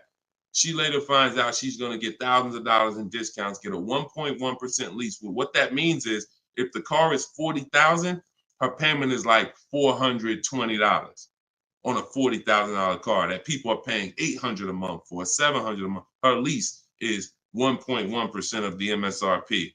So because she's an action taker, she went forward, she got the book, she used the scripts, she said, I'm done with the old process. I'm willing to unlearn my old way of shopping, and I'm going to relearn this new way to shop. That's why, you understand? That's why it's all about unlearning and relearning. You understand? And she's able to reap the rewards of not just saving the money, but receiving empowerment. Because this is the only way to car shop empowered. You could go negotiate. Not only are you not going to get the money off that we're getting, because if you're negotiating with an 80% dealer, there's no way for you to get these prices. So if you're in a dealer, yeah, they'll take off money for you, but their price was so high to begin with that when they take off the money, you're still higher. An 80% dealer is the overpriced dealers. You can't negotiate them down to the best price. So even if you did that, you still wouldn't have the empowerment of letting the business come to you. See, you're empowered when you're sitting at home and the business is coming to you. You're in control. And the only way to do that is with bids. So congratulations, Lauren. Enjoy your new Volkswagen. Beautiful vehicle. And I'm so glad to hear that you trusted the process and you have reaped the rewards. Congratulations. God bless you. All right, Dolan, go ahead. Throw the next one up. We are live, y'all. This is our Thursday, May 9th, 12 p.m. live stream. So if you don't see the banner over my head, we are live. You can ask your questions. We'll try to get them in the show. Wanda Lopez Smith on TikTok. Leasing companies not allowing third-party buyouts. Yeah, I explained that. If we have a third-party restriction, we're going to sell it to a local dealer. But we still get bids. We still need to get bids from the online car buyers to know if we have equity. If we have equity and we have a third-party restriction, we're going to sell it to a used car. Like if I had a BMW and there's a third-party restriction, I'm selling my BMW to a BMW dealer.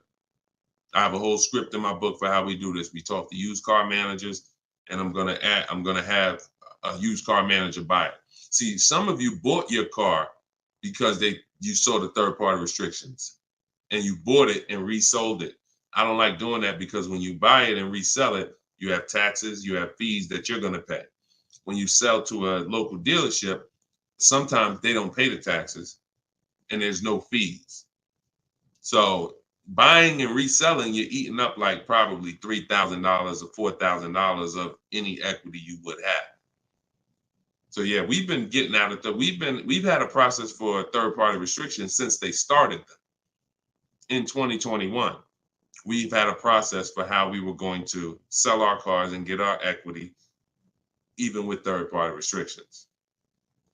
So that's never stopped us. Never stopped us. Good, great question. People like the live view have no clue how valuable his information is. Appreciate you, Belle. Thank you so much. Only people that know how valuable the information is people who use it. People who watch, there's a saying, you can't be a hearer of the word. You want to be a doer. A doer. A lot of people hear. A lot of people hear because we want our ears tickled.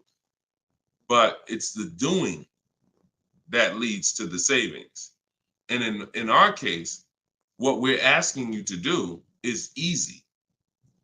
It's just your programming and your fear of a process. See, it's an unknown hell. I mean, an unknown heaven is what we have over here. But you have a known hell. Sometimes what you know is so comfortable, even though it's hell, but it's, you know it. You're comfortable with it. You're comfortable with the discomfort of car shopping. So this is what, Deshone, everything you're saying, that sounds hard. Sitting at home and doing these copy and paste things and having this, that sounds hard. That's just your fear. That's your programming talking to you. That's not reality. Because in reality, you see people like Lauren who just came on, And you see, this is the easiest way she's ever bought a car in her life. This is the most money she's ever saved in her life. Look, you got people like, look, Matt, happy to share. I've officially graduated. Huge thank you to Deshone, building such a great system, answering all my questions along the way. Lease details. You got a $56,000 Hyundai Palisade calligraphy, 1.28% lease. Highest quote was $1,167 a month. He got his for $719. The highest quote he got from an 80% dealer was $1,167 a month. He got his for $719. Sitting at home, getting bids. So for those of you who want to know, like, I do have a car buying school. It's called Maps Academy. You want to know more about it? We have a comment in there. You can attend my free masterclass. I don't let anybody in my school who has not gone to my masterclass. Everything you're doing raw and buying, selling, and leasing cars. So there's a comment in there for the comment section, and we have a link in my bio for you as well, who, if you think, you know what, I want to see about his online buying school. I don't care, because the system that Matt says, Deshone, thank you, Deshone, for building such a great system. The system is the same. So, but you have to be an action taker. And because the system is simple, and it's in video form, and it's in book form, and it's in my free live video, my free streams, you just get it where you could get it. But there's no excuse for sitting at home car shopping the old way anymore when this information is available and it exists and it's 3 years old. This isn't new.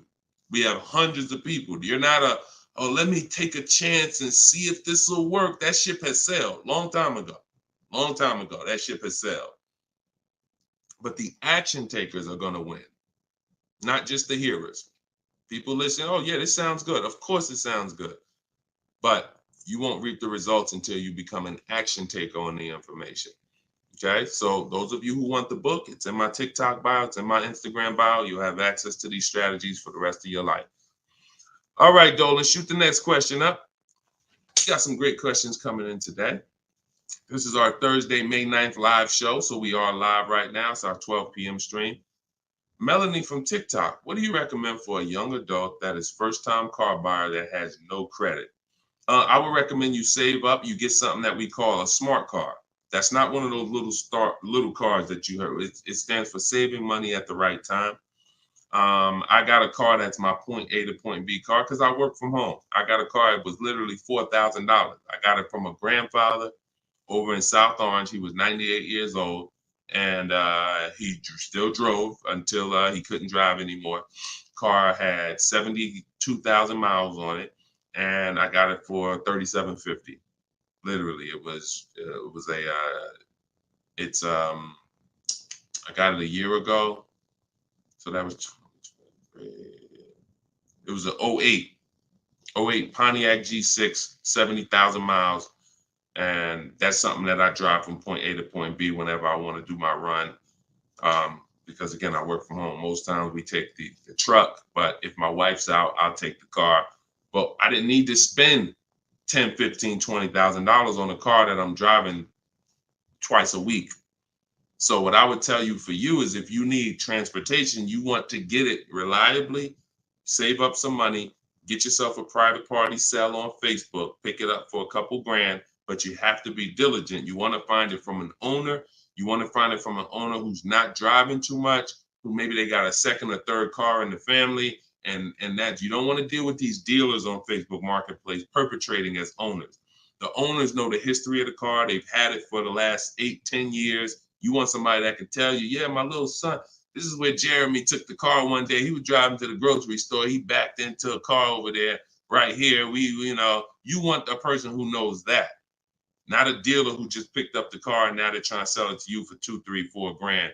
So that's what I would be doing. I would be getting me a very reliable, inexpensive car that I can actually get to work with, make more money. And then once I make money, I will be choosing whether I'm buying or leasing based on if I'm going to keep the car for 8 more years. Whenever you get into spending real money on cars, over 12, 15 grand, this is when you start wanting to ask yourself, am I going to keep this car 8 years or not? Because once you get these cars and build up your credit, Melanie, another thing you should be doing is getting a credit card, not using it, pay it off every month, spend $20 on it, pay it off so you can get your credit up to a 700 score. You could be at a 700 score lightning fast before the next 12 months. So now what you want is you want a car to drive, get you to where you're going, but then you want to be building your credit now. So now when you're like, okay, I got a job, I'm making money, I want to get me a different car. Am I going to buy it or lease it? And if you're not keeping it 8 years, you want to go for the lease so that you could drive a brand new car for pennies on the dollar, as long as you keep following what we're teaching and getting great lease deals. But if you're keeping the car for 8 or more years, then you would go and you would buy a car, not lease it. But in order to do that, you want to set yourself up and get yourself up to a 700 credit score. So you should follow somebody like Shonda Martin. She's on all the platforms. Shonda Martin, this young lady is a guru when it comes to credit. She does a lot of live streams, a lot of Q&As, just like me. But yeah, you got a great path. But don't go out there and do what a lot of people do and finance a car, no credit, your first car, you're gonna go buy it. Now you're getting a $20,000 car, you're gonna probably pay, $500 a month for it. And now that car is gonna be a long-term thing because it's just too expensive. And you just don't follow the traditional route is what I would tell you. All right, I'm glad. It's my daughter. She has a full-time job and now searching for a car. Okay, perfect, Melanie. I think that's a great plan. Because the thing about that car that you're going to get for Facebook Marketplace is whenever she decides that she's ready to finance or lease a car, she can sell that car and get all her money back. If she finds a great car on Facebook Marketplace for $4,000, $5,000, you guys can sell that car and get the whole $4,000 or $5,000 back. You'll get 80-90% of it back. And I like to get whenever it's going to be a short-term thing, I don't want a car where it's going to be a burden to me later. We want to get a car that does the job now. I know with this Pontiac, whenever I choose to sell it, because I'm actually going to get a car. I've been waiting to get a vehicle that I want for a number of years. And when I do go get that, I'll sell this one, but I'll get everything back that I spent on that car. I'll get it back. So it's just strategic. It's a great way to move when you know these cars are not costing you money. You're breaking even on them, and it's just great. So that's what I would say, Melanie. That's what I would do for my own daughter. Okay, go ahead, Dolan. Shoot the next one up. We are live, y'all. We're going to try to get through as many as we can in the show. Type your questions. This is our Thursday, May 9th show, our 12 p.m. broadcast. So, Sir Francis on YouTube. What's the best source for an accurate valuation to determine if purchasing a used car is a good idea? I don't go by that. The only way purchasing a used car is a good idea for me is if we're keeping it at least 8 years. That's it. If you're not keeping it at least 8, are you keeping the vehicle at least 8 years?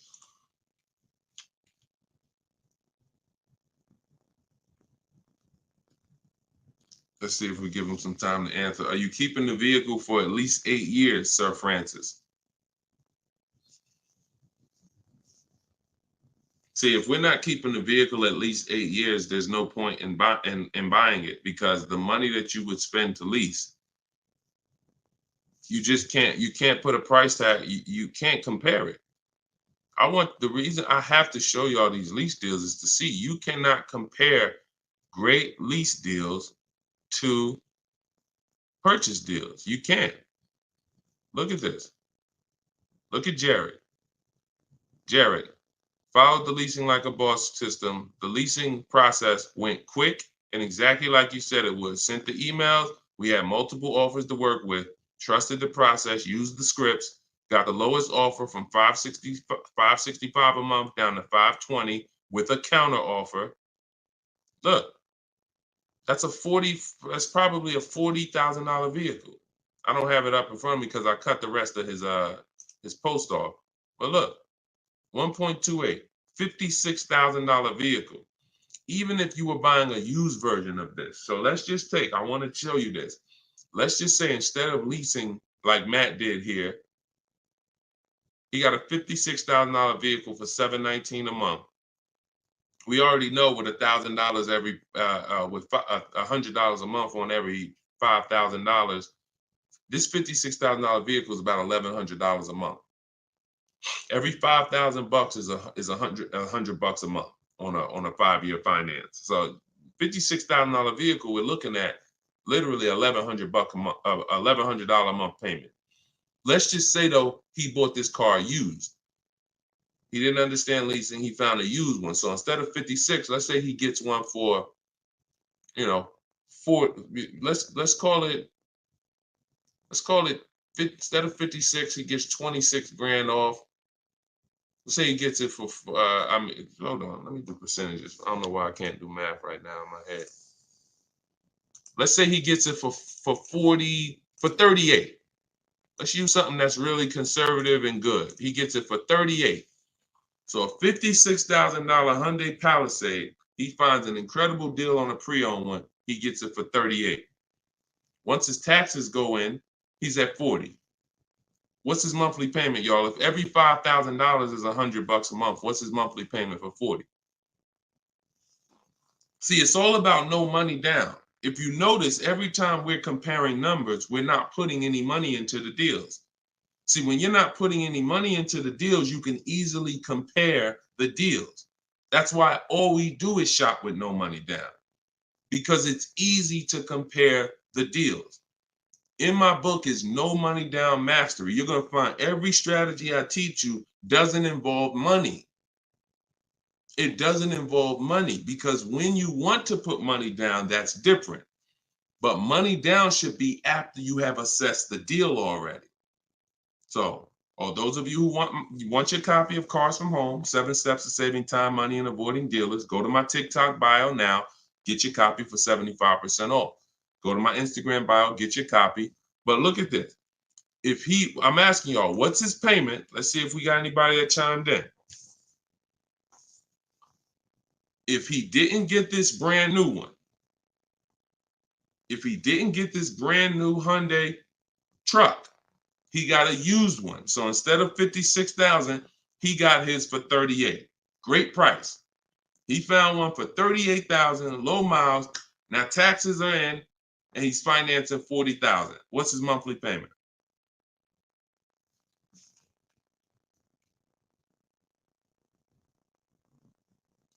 Anybody do the math?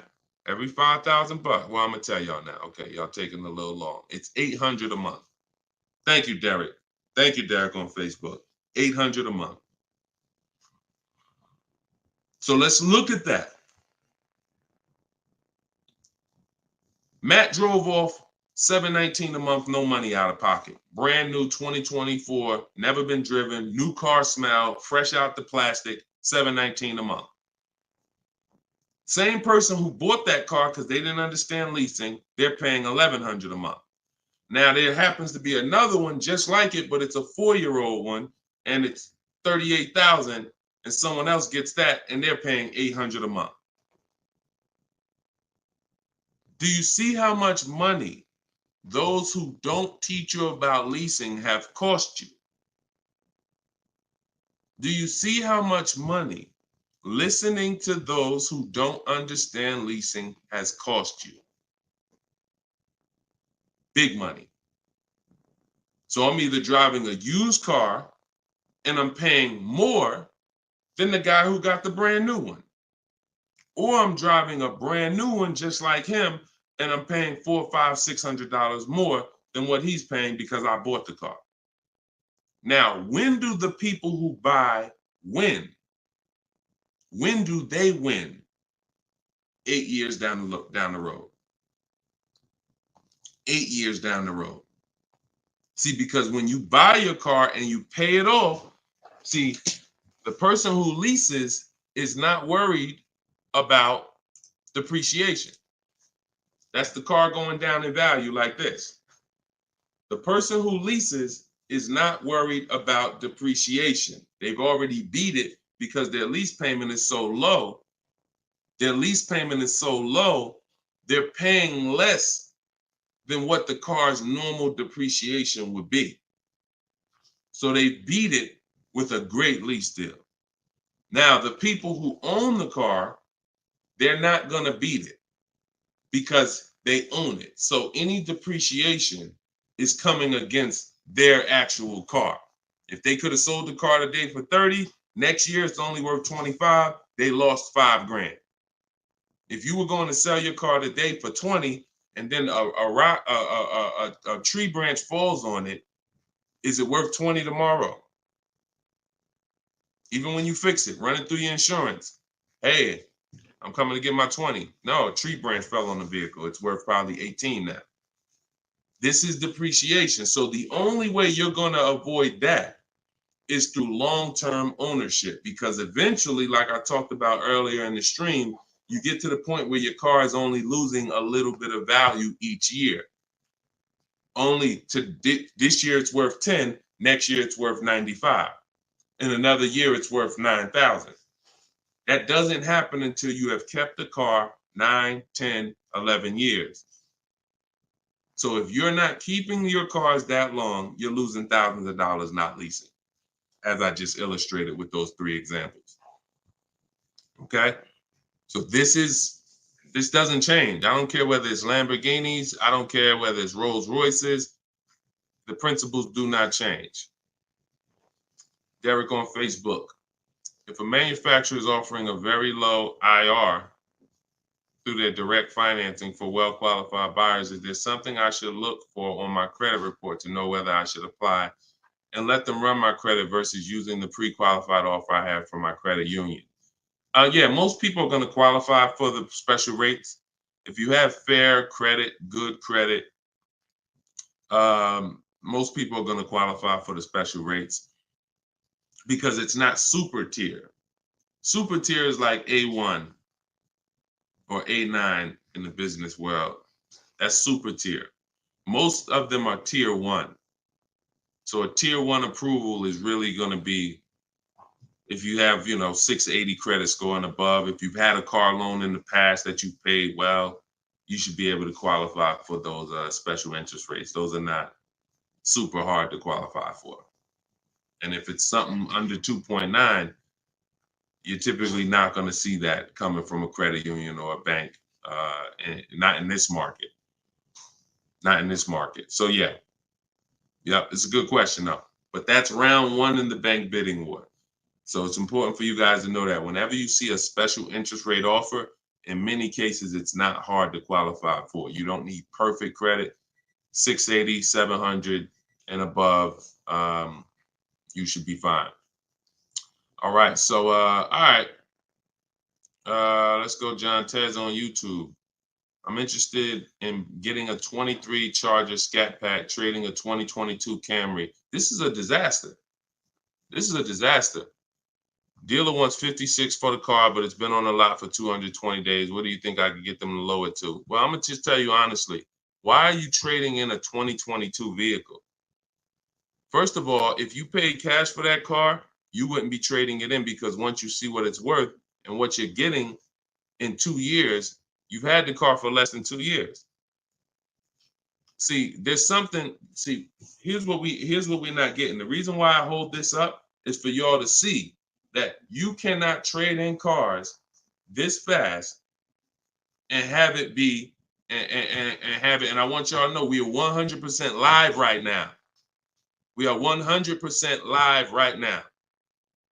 You're not watching a replay. This is a live show. So we're going to dialogue on this for a quick second. You should not, if I show this so y'all could understand, the value of your car is dropping like this the first year, 2 years, 3 years. You think that you could buy a car here for $35,000, turn around, trade it a year later, and it's only worth now $27,000, and you're just going to flip and take that $7,000 loss in depreciation. You are going to absolutely lose your shirt. And the only way that you actually don't realize how much you're losing is because they hide it in your monthly payment, because you're a payment shopper. Just get me to this payment. I don't care about the numbers and all of that. I don't care about how much money I'm losing on each car. Just work my monthly payment to something that I could afford. And that is financial disaster. because there is no way, if you were coming and you were writing a check for this, if you came in and you bought that 2022 Camry and they said, okay, it's going to be 35 grand, you know, whatever, and you wrote a check for it, and then you came back a year later and you said, all right, well, what y'all going to give me for my 22 Camry? And they said, all right, well, we can only give you 25 for it. And you said, wait, I just paid 35 for it last year. You ain't giving me no 25 for it. You would never take that. But payment buyers take those deals all the time, because what they do is they give you the same 25, but when they finance it and stretch the loan out, they're like, see, and your new monthly payment is only $50 more than your old car. And you like, man, this sounds like a good deal. It's a horrible deal. It's not even a deal. It's a horrible offer, but you're not trained to see it. So whenever I see somebody who's switching from cars that are less than 2 years old to a brand new car, you're not talking about leasing it. So you're still in the mindset of, oh, I could buy cars, switch them, buy cars, switch them, buy cars, switch them. You absolutely are losing thousands of dollars on every single car you buy. So if I wanted to do what you were doing, replace my 2022 Camry with a Charger Scat Pack, and first you're buying another pre-owned one too. You're buying another pre-owned one. So you're asking, all right, I want to replace this 2-year-old pre-owned car that I got, and then I want to buy another pre-owned car and replace that one. But you're not looking at the fact that the 1-year-old Scat Pack you're trying to find is so rare. When you find it, you're most likely going to overpay for it, because who has 1-year-old Scat Packs? Who has 1-year-old Dodge Charger Scat Packs? How would that vehicle even end up on a dealer's lot? You only get the cars on dealers' lots one of two ways. The dealer has to buy them from auction, or buy them from one of their customers, or at the end of a lease, the person returns the car. So people are not usually trading in a 1-year-old car. So if it has been on the dealer's lot, maybe it's because it's a leftover model. And if it's a leftover model, you don't have anything to compare it to see how much you should be saving. So what I would be doing is, before I buy a 1-year-old Scat Pack, I would see what's the market on a brand new one. This is so important. This is so important, because this is financial intelligence. Look at this. If I would have walked in, this is Sean. Sean got an F-150 Lightning, $73,000 vehicle. He ended up saving $20,000 on the vehicle. Brand new one. Same thing with Kimberly. She got a Maserati. You can see here, what does it say? Total savings, $20,700. 2023 Maserati Greco. $86,000 vehicle. They took off $20,700. That's the new one. So what happens if she would have bought a used one, 1 year old, and she saved 20 grand? She might have thought that was a great deal. Man, I got a 1-year-old Maserati. They took off 20 grand for me. Not if she didn't know that on a brand new one, she could have got 20 grand off. So whenever you're buying a car that new, you need to know what the brand new market is to know, all right, if I can save 10 grand off a brand new one, then how much should I save off the 1-year-old? I should save a lot more than that. See, and you have a lot of things that you moving in a way that I would tell you need a system, because it's hard for me to explain to you everything you are doing and a way you're approaching this, how you're going to overpay by thousands and thousands of dollars. You haven't talked about leasing versus buying. You're not talking about shopping for cars in a way where you can actually see multiple offers. You're talking about buying a 1-year-old pre-owned car without looking at what the market is. How do I know a good deal on a 1-year-old one? There's not enough vehicles out there for you to know a good deal on a 1-year-old, which means the only way I'm going to know a good deal on a 1-year-old one is I need to know what a good deal is on a new one. And if a good deal on a new one saves me 15 grand, then that means on a 1-year-old one, I need to save like 20 to 25. There's not enough vehicles for you to do that. So you should really be looking at following a system, learning about leasing versus buying. Are you keeping the next car 8 years or not? If you're not keeping the next car 8 years, you shouldn't be buying, you should be leasing. Because I don't care what you get the price for on the Scat Pack, you are gonna overspend compared to someone who goes and leases their Scat Pack and gets a great deal on it. So we got to slow down and look. Most times we're approaching car buying like grocery shopping.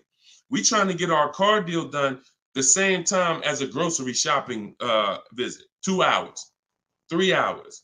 We're at the grocery store more than we're planning our car purchase.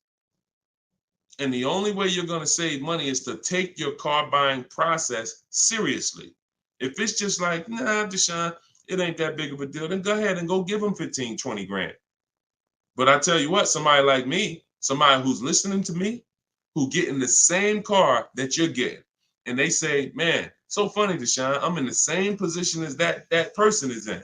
I got a Camry too, and I want to replace it too with a Scat Pack. But I'm gonna use your strategies. I'm gonna assess my old car, get bids for it. I'm going to determine leasing versus buying, and then I'm gonna shop for my car. That person will save 5 to 10 grand more than you, minimum. Minimum. I put any amount of money on it.